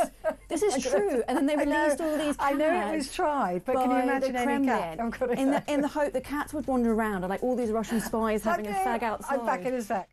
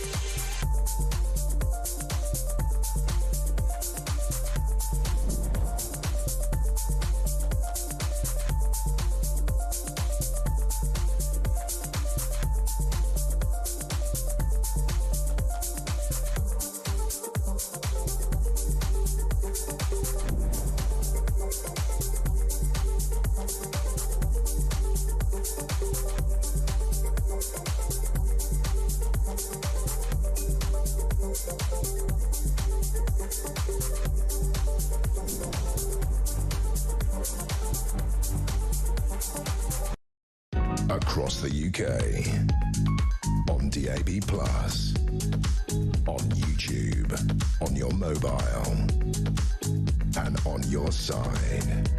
This is Talk.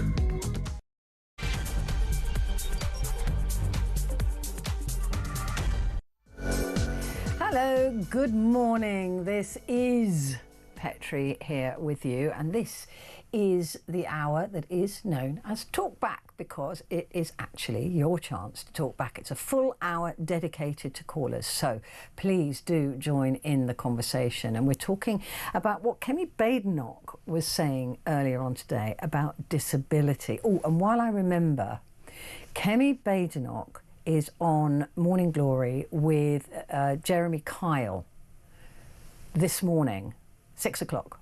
The programme starts, doesn't it? So it's from 6 o'clock. Kemi Badenoch has a sit down with Jeremy Kyle, and they will be discussing that potential Reform Tory coalition. And I expect as well they'll be discussing partly some of what we're going to be talking about now. So make sure you tune in for that with Jeremy Kyle. Morning Glory from 6 o'clock in the morning this morning. So as he sits down and talks to Kemi Badenoch. So I just wanted to remember that. Now let's get back to what we're talking about.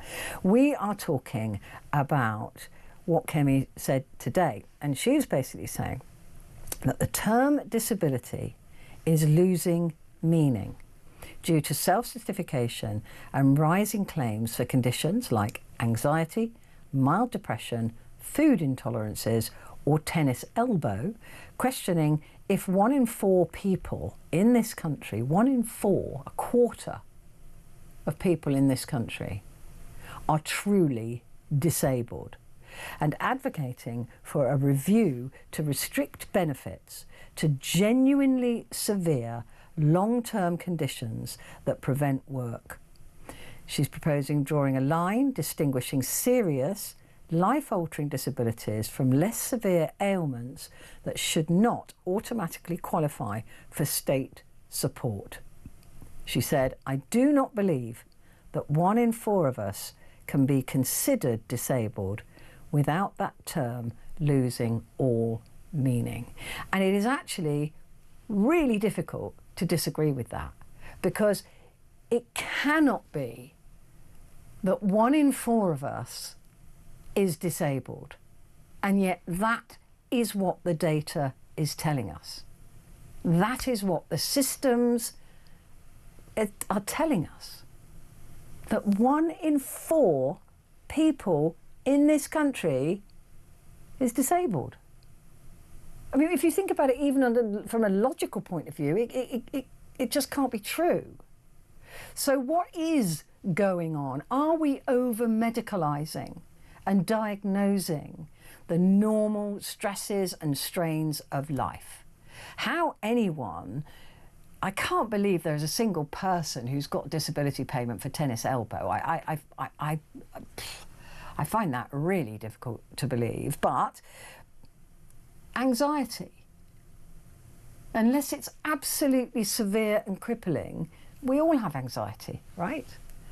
There are stresses and strains in life, and even the GPs, 5,000 of them were asked to fill in anonymously about what's going on, and they said that we are medicalising the normal stresses and strains of life. And if you can declare and say that you have anxiety, which is not provable, right, by any medical test, you could gain an extra £20,000 from benefits. And there is supposed to be a cap. There was a message that came in much earlier. Oh, no, let me find it. Leslie, I thought benefits were capped at 24 grand. Actually, I think it's 21 grand. Yes, they are. Unless you have anxiety or another form of disability. And then the cap is gone. It's completely gone. So this is why a lot of people are trying to get these diagnoses, or self-diagnosing, or going to a doctor and forcing a doctor to diagnose them, because then that cap is lifted. So the cap, Kemi even said it today, the cap is more of a sieve. So she wants to make sure that the only people who get disability benefits are actually disabled. But how do we qualify that? Because it was decided some time ago that mental health and physical health would be put on a par, that they would be treated as equal under the law and under the benefit system, etc., etc. So being in a wheelchair and physically disabled that you can see is the same as having a mental disability by law. That has been already determined. So how do we make sure that people who are disabled and cannot work are protected and supported, whilst at the same time making sure that people who just say, I'm a bit depressed, are told, I'm sorry, that doesn't qualify? How does that happen? But the one thing that is certain is that this country cannot afford a benefits bill that is expanding at not only the speed it's expanding, but at the payments that speed brings with it, and all the people and all the money that they're getting. We've just seen a budget, we just had a budget that pushed £16 billion of that budget into welfare. So it can't go on without the whole thing collapsing. It just can't. So if this was put in front of you, what would you decide was worthy of welfare benefits in terms of disability, and what wasn't, what isn't? Let's listen to Kemi Badenoch herself talking about this earlier on. Actually, it was yesterday by now, but she's saying that she pledges to draw a line on which health issues get welfare. Let's have a listen. All of us will have physical and mental challenges at some point in our lives. All of us will. But in an age in which 1 in 4 people now self-report as disabled, it's clear that we are now going to have to draw a line on what health issues the state can support people with. The government can't do everything. So this is a review that we will do carefully over time with medical and employment experts to make sure that we get it right. So that's what she's saying. That's what they would want to do. And at the same time, Wes Streeting, the Health Secretary, has also asked for a report, has asked for a report on looking at ADHD and anxiety and things like that, to report back to him to see if that is being over-medicalised. So he's sort of almost on the same page, not quite, but almost. So he's now asking for a report to be done. And like I said, GPs are already saying that we are not teaching people coping mechanisms, we are medicalising them with normal things, normal stress, heartbreak, all of these things that we have to put up with in life, and you have to get up and go to work, and you have to, still carry on. Bereavement, all of these things are now being medicalised. If you're bereaved and you're depressed and sad, which is to be expected, people then are using that, going to doctors, being signed off, etc., etc., etc. So what is the answer? How do we deal with this without putting people who are really suffering from depression and really suffering with anxiety, without making things worse for them? Because there's a scale on everything, right? Not everybody with anxiety is faking it. Not everybody with anxiety has low-level anxiety. People have panic attacks. They have the crippling panic attacks that mean they can't leave the house. They have all sorts of issues. So we can't say that mental health doesn't qualify, because it does, and it should. But it's on that scale, isn't it? Where do we draw the line? Where do we make it so that it is fair, that people who really need the help get it, and the people who really don't need the help don't, or they get a different form of help. Give me a call.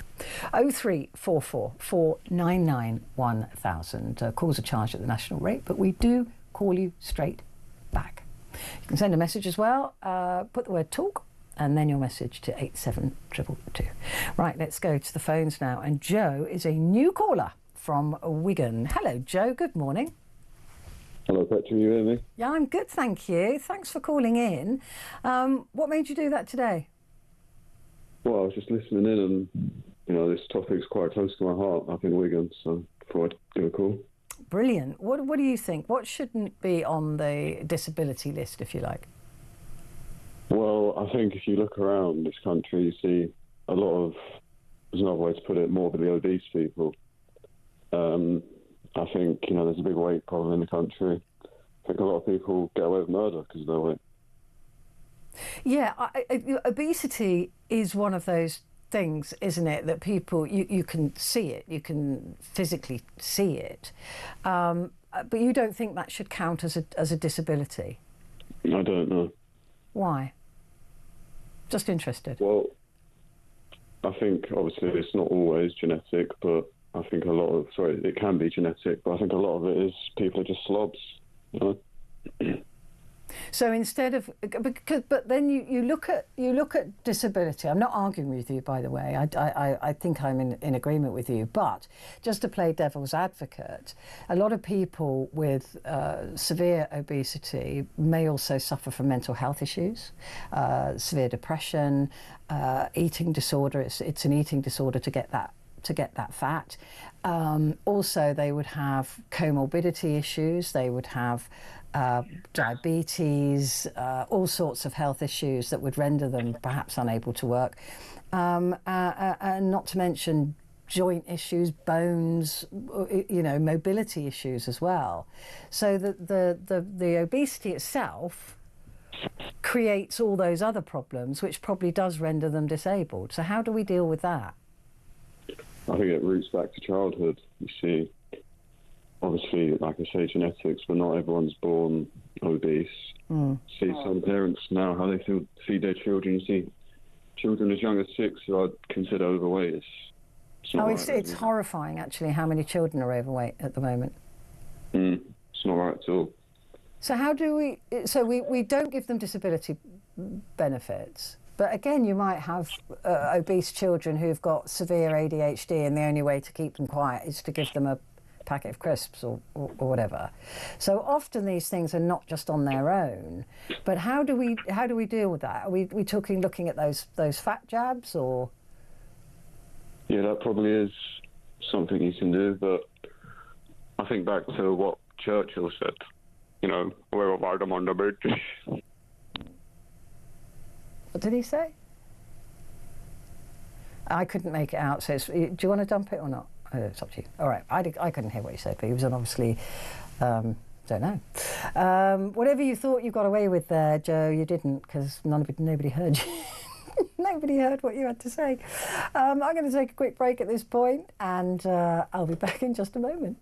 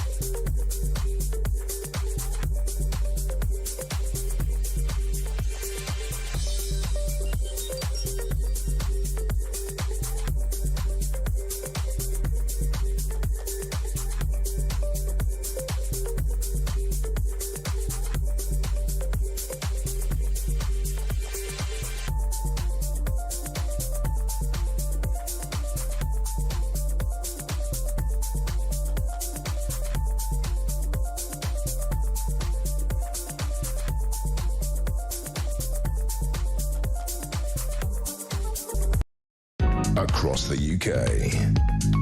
On DAB+, on YouTube, on your mobile, and on your side. This is Talk. Hello there, good morning to you. This is Talkback with Petrie, and we are talking about what Kemi Badenoch was talking about yesterday when she said that disability, the term disability, is losing its meaning due to self-certification. And look, if there is somebody on disability for a tennis elbow, for example, then I think that's really disrespectful to people who have genuine disabilities. It's not only disrespectful, but it also creates an atmosphere where nobody believes anybody, right? You've got all these people with disabilities who are being called spongers and scroungers, and they don't really need the money, right? And that's because there are spongers and scroungers, not necessarily them, but everybody lumps them in together. So it's not fair in that regard. It's also not fair in the regard that these people are taking money out of the system which could very well be better spent on people with genuine disabilities. So it is very, very, or who genuinely need the help. I'm not saying that anxiety, a mild anxiety, it doesn't feel disabling, we've all been there, but it's not worthy of benefits. A mild anxiety, real anxiety, proper anxiety where you can't leave the home and you're having panic attacks, it cannot be understated. It's horrible and debilitating. I do think that the mental health crisis in this country is a disaster, and that somebody with that form of anxiety and panic attack should be helped rather than given benefits. If there was the help, if help was available, that would be a better way of dealing with it, right? It definitely would be a better way of dealing with it. But because there isn't the help out there, people are put on benefits. They're parked, if you like, and they're not getting the help that they need. And this is what GPs are saying as well. They're saying, look, because of all these people that we have to sign off with mild anxiety, they then get into a queue that is made longer by them being in a queue. And so when somebody genuinely turns up who genuinely needs help, there isn't the help available. So that's the other thing that doctors are saying, that we are over-medicalising the normal stresses and strains of life. But that's not to say that everybody with anxiety is faking it or isn't deserving of some kind of support. This one here, a message here, let me just check. This is from Alison, who says, I'm on benefits because I'm disabled and ill. The government needs to start at the younger claimants or they will be on benefits forever. I'd love my life back after being ill for over 25 years. Sadly, genuine people are going to suffer too because the benefit priority for the government will be to migrants. I don't get anywhere near as much as others get, and the reason for that is because I had a carer and paid lots of tax and national insurance before I lost everything. That has excluded me from all other benefits. I get the minimum and the system is wrong. Yeah, do you know what? I don't understand this. Somebody else said this to me or sent me a message the other day, and I thought then, I don't get this. So maybe somebody could explain it to me.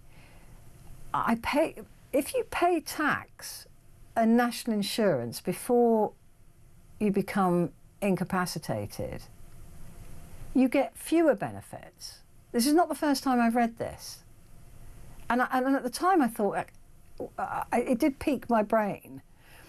But is that right? I mean, that seems to be completely the wrong way around. If you've paid lots of tax and national insurance. So can somebody call me and explain that? Maybe I'm misreading it. But this is not the first time I've read that. I had a carer and I paid lots of tax and national insurance before I lost everything. That has excluded me from all other benefits. I don't get that. Anyway, give me a call, please. This is out of my wheelhouse. This is where I have to rely on you guys to fill me in. 0344 499 1000. Tristan is in Southend. Hello, Tristan. How are you? Hello, my lovely. Good to talk to you again. Oh, it's always a pleasure to talk to you. I've missed you. I'm good. I'm good. How are you doing? Yeah, not bad. Managed to get myself locked in a shopping centre tonight because I'm registered blind, so that was a bit embarrassing. But well done. yeah, How did that happen? How did that happen? I managed to stay too late in the place without realising, and I got locked in. Eventually, I heard a voice over a tannoy, and they let me out. Yeah, so... Oh, the life and adventures of Tristan. Yeah. We need to write a book, love. I mean, that's what you need to do. Bless your heart. I must actually, joking apart, that must have been a bit scary. Oh, it was all right. I'm used to doing silly things like that. Where I can't see, I just can't do things, unfortunately. That's the problem, being blind. It is a bit of a problem. Yeah, it is a bit of a problem. Yeah. As you know, I've got a lot of admiration for and a lot of understanding of blindness, but that is quite funny. Yeah, nothing wrong with laughing at it. So, I'll get to the point that I wanted to make, if I may, please, Petrie. Yeah, of course, my love. Okay, so I won't lie to you. What I get in benefits is very high. It is generous.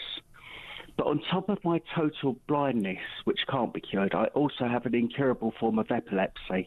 Oh, okay. And I have seizures 5 times a week, and that is what caused the blindness in the first place, unfortunately, because I had an accident. Crikey. Now, with this epilepsy, I need to explain to people, it's not like you have a little fit and then you're fine 5 minutes later. You actually lose control of your bladder and your bowel, often, and you sleep on the spot for 2 to 3 hours, and there's no controlling that. You just literally fall asleep. Wow. So that's how bad it is. Now, I really hope that the generous taxpayers out there who look after me will agree that I hope would be enough to warrant having them. Without a doubt. I mean, this is what concerns me, is that I use the phrase a lot, is throwing the baby out with the bathwater, is that, you know, it needs to be tackled, but it mustn't be tackled at the cost of people like you. It mustn't be. Well, no, but equally, people with simple anxiety or simple depression, I think the worst thing you're going to do is lock them away all day. And some of these people get the same amount of benefits as me. Where's their care costs, Petrie? They can't have them, many of them. That's a good point, isn't it? That the costs are so much lower if it's just I mean, if you're having fits, and that is dangerous on itself, and you know all of those things, and being blind on top of that, I don't think there's any question that you're deserving of our care and support. Thank you, everybody. So anyone who's listening. Yeah, but what is cruel about doing that with people on anxiety and depression is it actually gives them an incentive not to get well again, because it pays them financially to stay ill. That's another good point, and I think you hit the nail on the head there. With the milder forms of depression and anxiety, it's the worst thing you can do, actually. Although at the time it might feel like the best thing, right? You hide under your blankets and you stay there for a while, but after a while that becomes habit forming, and it is not beneficial to anybody. No, absolutely right. And if you're doing that, you're going to make yourself sicker, because you'll put on weight through bad eating. Yeah. Put on weight, you'll get possibly diabetes in the longer term. If you're a smoker, you'll smoke a lot more. There's no benefits to you in a social circle, or you just won't cure any condition that is there. And it'll, as I say, if you are getting so much money, because so many people get the same amount as me with my huge care costs, it's not going on care, Petrie. It can't possibly be. So it's giving them a nice lifestyle, and they're going to stay sick on purpose, a lot of them. Yeah. Well, there's like you said, there's no incentive to get well. How would you do this then, Tristan? Because it's a lot of people might look at you, right, and they go, well, he's only blind. There's work that he can do, right? But then if you're doing some work and you have one of these massive fits, that you can't work, right? That's just not possible. No. So how would you do it? Because we can't go back to the system where it's only visible dsability that gets support, right? Because we know that there are invisible disabilities that need support. Yeah. How would you do it? Would it have to be on a case-by-case basis? I think it really would. I think they should get a specialist in that relates to your disability each time you apply for these things. It might cost money, but long term it will save an awful lot more. For example, they should consult someone who's an expert on blindness and someone who knows about epilepsy in my case. Because to be honest with you, in my case it's probably put to the side of a big pile and forgotten about. But, you know, for how it affects me might be different to the next person who's got the same condition, and it'll be the same with anxiety and depression. Yeah. And what about with you specifically? Is there something else that could be done for you that doesn't involve money benefits? Because I'm also aware that just chucking money at somebody is not the answer to everything, right? It helps, but it's not the answer to everything. It certainly helps, Petrie, but I made myself public enemy number one by saying this last time. If it needs to be, then let's switch to care vouchers, because I know I have them care costs. Now, if you don't have them care costs, you won't end up spending them, and then we'll be able to sort out who is in genuine need of care and who isn't in genuine need of care. It does. It makes complete sense. I mean, there would be such a pushback on that, wouldn't there? Because, as you said, there are a lot of people who are not using that money for care, whereas you would be spending it all on care. Absolutely. It'd go on exactly the same thing for me, so it wouldn't be a hardship, and I'd still be very, very grateful that I'd be getting the care that I need.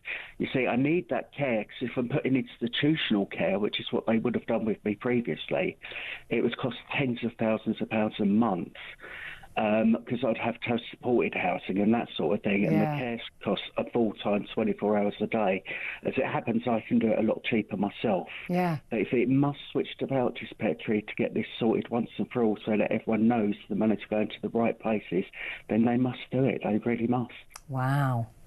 Strong point, Tristan. You don't get into any mischief tomorrow, will you? No, I probably will. Try not to. Bless you. I love you dearly, Tristan. You take care. Look after yourself.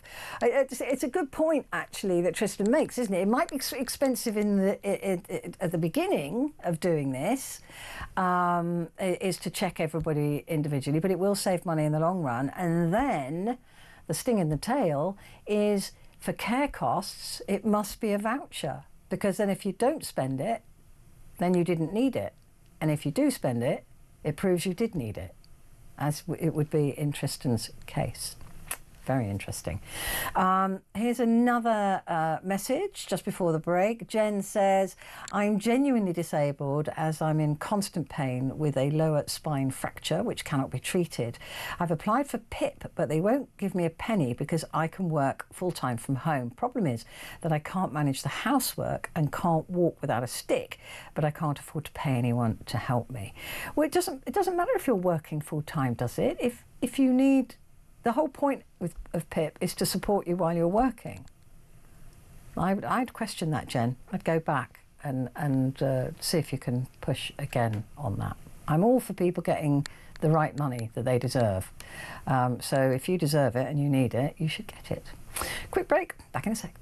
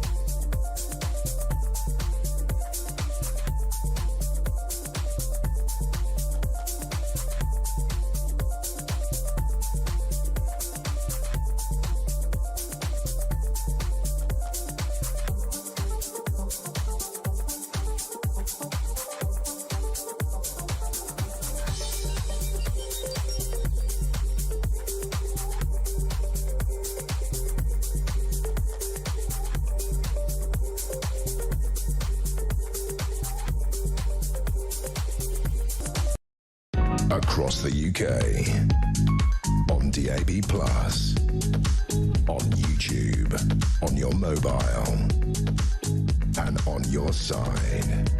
This is Talk. Hello there, good morning. This is Talk, and it is Petrie here, and this is Talk Back, and this is your chance to do exactly that. It's to talk back. And we're talking about the Disability Benefits Bill at the moment, because it is exploding. It is getting bigger and bigger and bigger. And Kemi Badenoch, leader of the opposition, says that if she gets into power, she will draw a line on which health benefits, the state treats as disabilities. So basically, they're going to state what conditions qualify as a disability and what don't. There's so much that can go wrong with that, but also it has to be done, because we know that particularly a lot of young people, 1 million young people at the moment, are signed off work, getting benefits based on anxiety, and they may well have anxiety, but is anxiety can be debilitating, as I keep saying. You know, people with severe anxiety, panic attacks, the works. There's no way you can work, but I don't know whether being signed off and on benefits is the best thing for that. But that is the problem with our mental health crisis at the moment, is that those people are not getting the treatment that they need, therefore they're being parked on benefits, which I don't see as being their fault necessarily.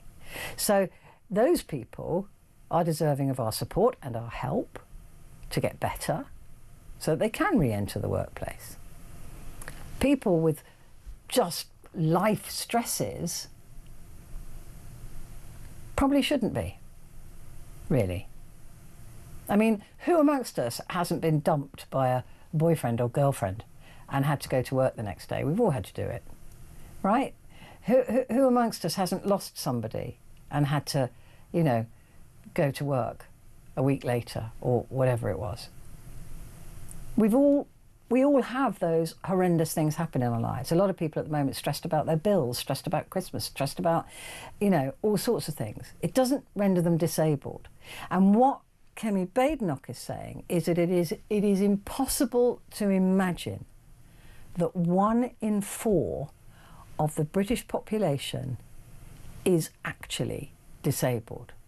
But at the moment, that's what the data is telling us, that 1/4 of this population is disabled. It can't be true. It cannot be true. So how do we fix this without getting it wrong? Because getting it wrong will cost lives. So it has to be done right. How do we do it?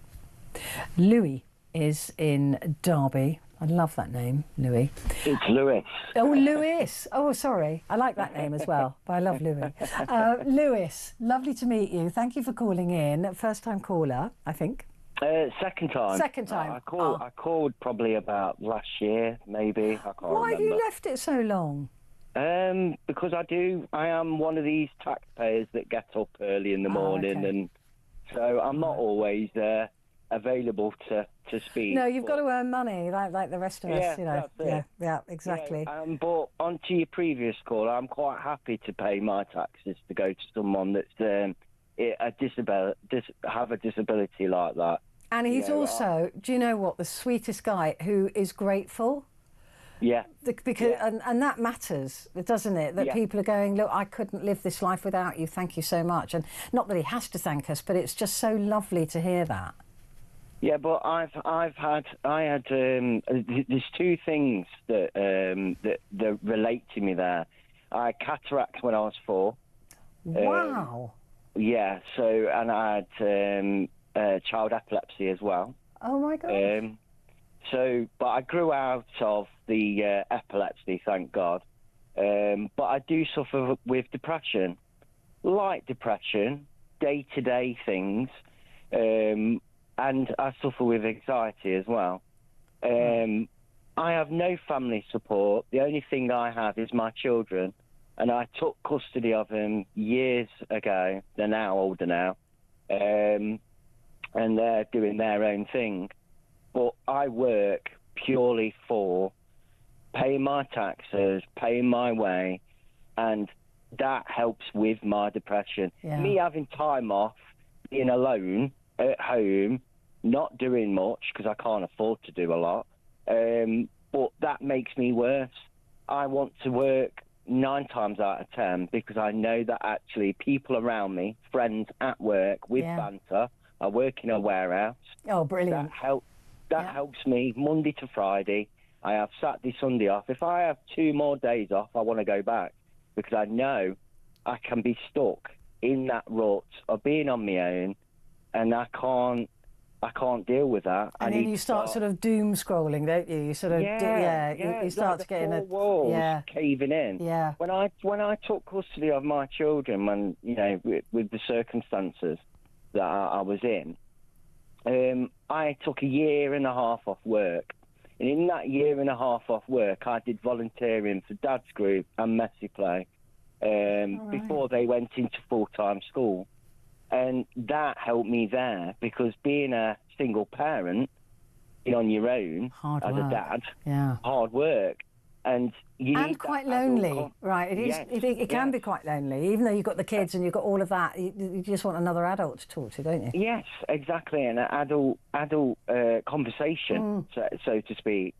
And it's the fact of people around you that you get to know people and more friends and acquaintances and banter and have a laugh. You're all in the same boat.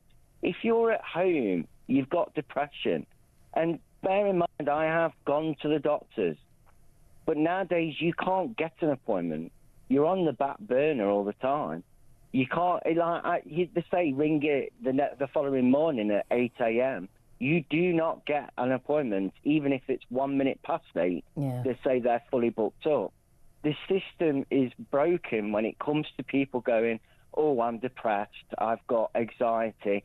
And they like the previous caller said, it is too easy sometimes for someone to have anxiety, and especially the young people, they and if they're being grown up with it as well, with parents that are off sick or having, their own claims, and they don't see their parents working. That's very true. But we're not teaching young people coping mechanisms, right? And that comes back down to technology, because I go on the bus every morning and everyone's on the phone. Everyone. The only thing I'm on my device is listening to music, but no one's having a conversation. No one literally. You are literally stuck to a device. Yeah. No one dares to speak to anyone now. No, they don't. We were saying this yesterday, that they don't talk to each other now. They're allergic to the phone. They won't, we would call each other. I mean, God knows what's going to happen in the future with phone-ins. They'll just die off. Because no young person growing up is ever going to phone into a radio station. I'll be out of work, because they just don't. They don't do this. They don't have these conversations where we can just chew the fat and talk as adults and meet a consensus. The thing is, they haven't got the mechanism. The straight away it's already straight to being offended. Yeah. Like they should to tackle. If I had the power, so to speak, I would set it as a level system, like your previous caller. That is the highest level that needs to be on the benefit system, that needs the support, the healthcare. That's what the British taxpayer should be paying for. The people that are needing that help, that are to the level that they can't go and do a day-to-day job. Yeah. When it comes to someone that's just got anxiety or the bad back syndrome, as people mainly claim. Well, anxiety is the new bad back. It is, yeah, definitely. But the first thing that doctor should be saying is get some fresh air, have a walk. Go for a walk. It comes back, go for a walk. I live in Derby. I'm close to the countryside.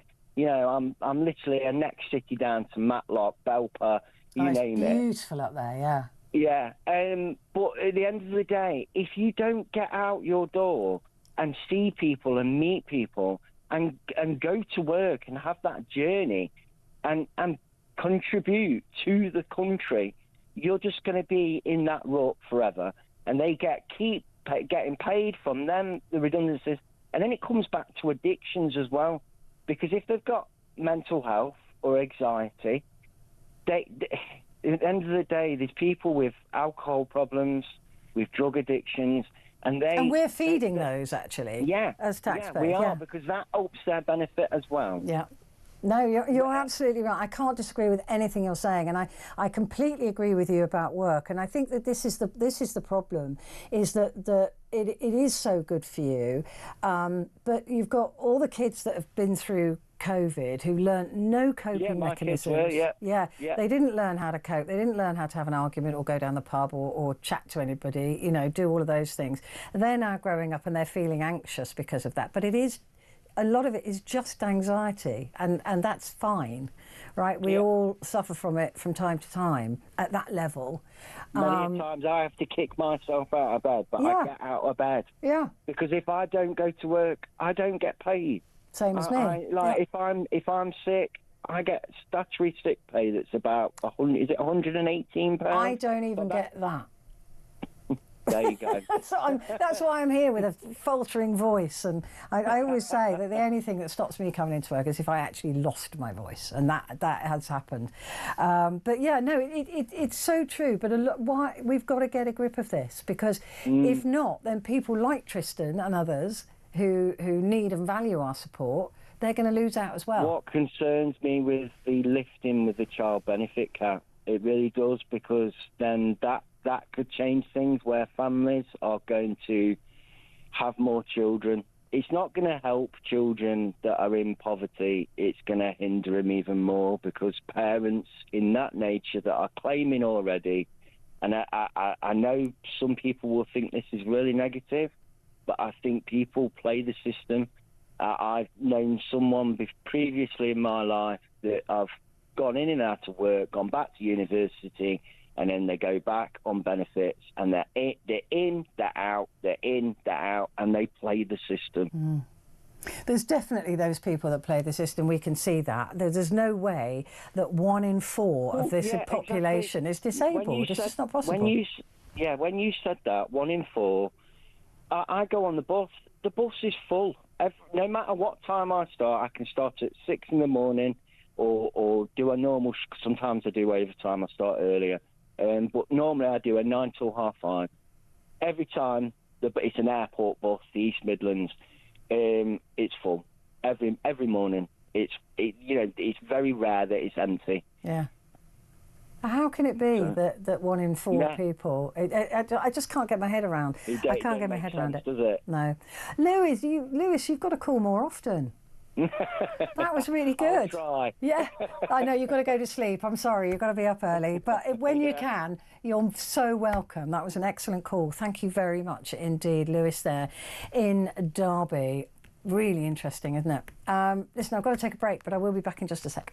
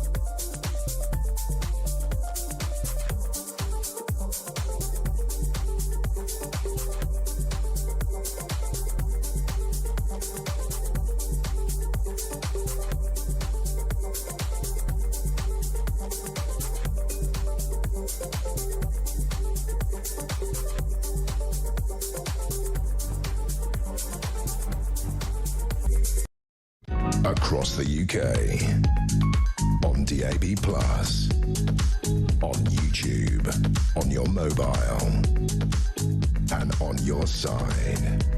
This is Talk. Hello there, good morning. This is Talk and this is Petrie and this is Talk Back. John in Merseyside, you've called a couple of times and we've parked you on the board, but we cannot call you back for some reason. The phone line keeps dropping out and I really want to talk to you because I think you've got a very interesting point to make. So can you call again? I know, I'm really sorry, but there's a problem with Gabriella calling you back for some reason. We don't know what it is, some technical fault. But John, if you're still listening, we do want to talk to you. John in Merseyside, so please do pick up the phone and call back. I'll remind you of the number 0344 499 1000. Right, got some messages here I want to read. Stephen says a lot of young people are signed off work because they're lazy. They need a good kick up the backside. And that's from Stephen. I suspect some of them probably are, yeah. But others are just disillusioned with why should they bother joining the workforce, you know, all that stuff. Anyway, Sam says, hi, I'm all for discussing disabilities, however it just feels constant, and I do get that, I do understand that. Why are we not discussing job seekers? They appear to have disappeared. And that's from Sam. This one, it isn't signed, but it says universal basic income is the best way to go. The positives far outweigh the negatives. I absolutely agree with you. I talk about universal basic income all the time because I do think that that is going to be the future anyway, the non too distant future either. With AI and all of these things coming up, everybody's going to have to be on universal basic income, and people who replace human beings with robots, the robots are going to have to pay national insurance and tax. The businesses are going to have them treated like they're employees. They won't have to pay them a wage, obviously, but what wage they would have got should be taxed and subject to national insurance. So in order to pay for our universal basic income. That's my vision of the future, just saying. And Gary has, thank you Gary, I can always rely on Gary. The UK benefit system is primarily split into two types. Contributory benefits, these are benefits you may be able to claim if you've paid enough national insurance contributions. Entitlement is based on your contribution record, not on your current income or savings. The rationale is that you have paid into the system and therefore entitled to draw from it when needed. Non-contributory benefits, means tested. These benefits are available to people who have low income and little savings, regardless of their national insurance record. Examples include universal credit and housing benefit. But that doesn't still explain to me people who are telling me that because they've paid in, they get less, unless that comes down to the contributory factor or the non-contributory factor. I'm going to have to work that out in my sad little brain. Jack says, it's amazing to me that we're going to get armchair experts pontificating their opinions as gold. How about look around? A massive proportion is fat and lazy. Show any real medical evidence of reasons people are fat except lazy and eating too much. This country is broken. Until recently, everyone's feelings and emotions rule everything. Well, it's not until recently, it's still going on. Nobody wants to put the work in. The quickest, laziest options, too fat and lazy, take zero responsibility and take a fat jab. It will be amazing how many medical conditions are cured by fewer fat people. It's true, a lot of medical conditions will be cured. I'm speaking from experience. I've lost over 10 stone. Wow. Stopped drinking for 11 years. I've been battling mental health after a breakdown. 4 years plus being in the NHS mental health care. I'm still fighting to get treatment. Yes, like I've said, the mental health care in this country is woeful. So, yeah, I mean, seriously, there's a lot of conditions that are brought upon by obesity, but obesity is caused by many conditions as well. I'm not just going to say it's because they're fat and lazy. There's depression, sexual abuse. A lot of women pile on weight as a sort of protection, a comfort blanket, if you like, if they were sexually abused as children. You never know why somebody's obese, right? And it's very easy just to look at somebody and go, you're fat and you're lazy. But actually, there really could be some very deep trauma. There could be a number of reasons why people eat. Yes, there are some that are just perhaps lazy and just like eating a lot. But we mustn't judge everybody by that, because you just don't know. You have absolutely no idea. None of us do, really. But especially that sort of putting on weight to protect yourself because you were sexually abused thing. It's worth remembering that men and women both do that as a form of protection. Anyway, Jane is in West Yorkshire. Hello, Jane. Hello, good morning. Good morning. How are you today? All right? Today I'm fine. The reason that I rung in is because mid-October I was having a new carpet fitted, took the old one up. I've got concrete on the living room floor and the stairs that come out of the same room. I'd left the underlay, well I didn't, the carpet fitter left the underlay and the grippers on. And I basically asked him if he could delay fitting the new carpet so that I could do the skirting boards. Very boring, I know.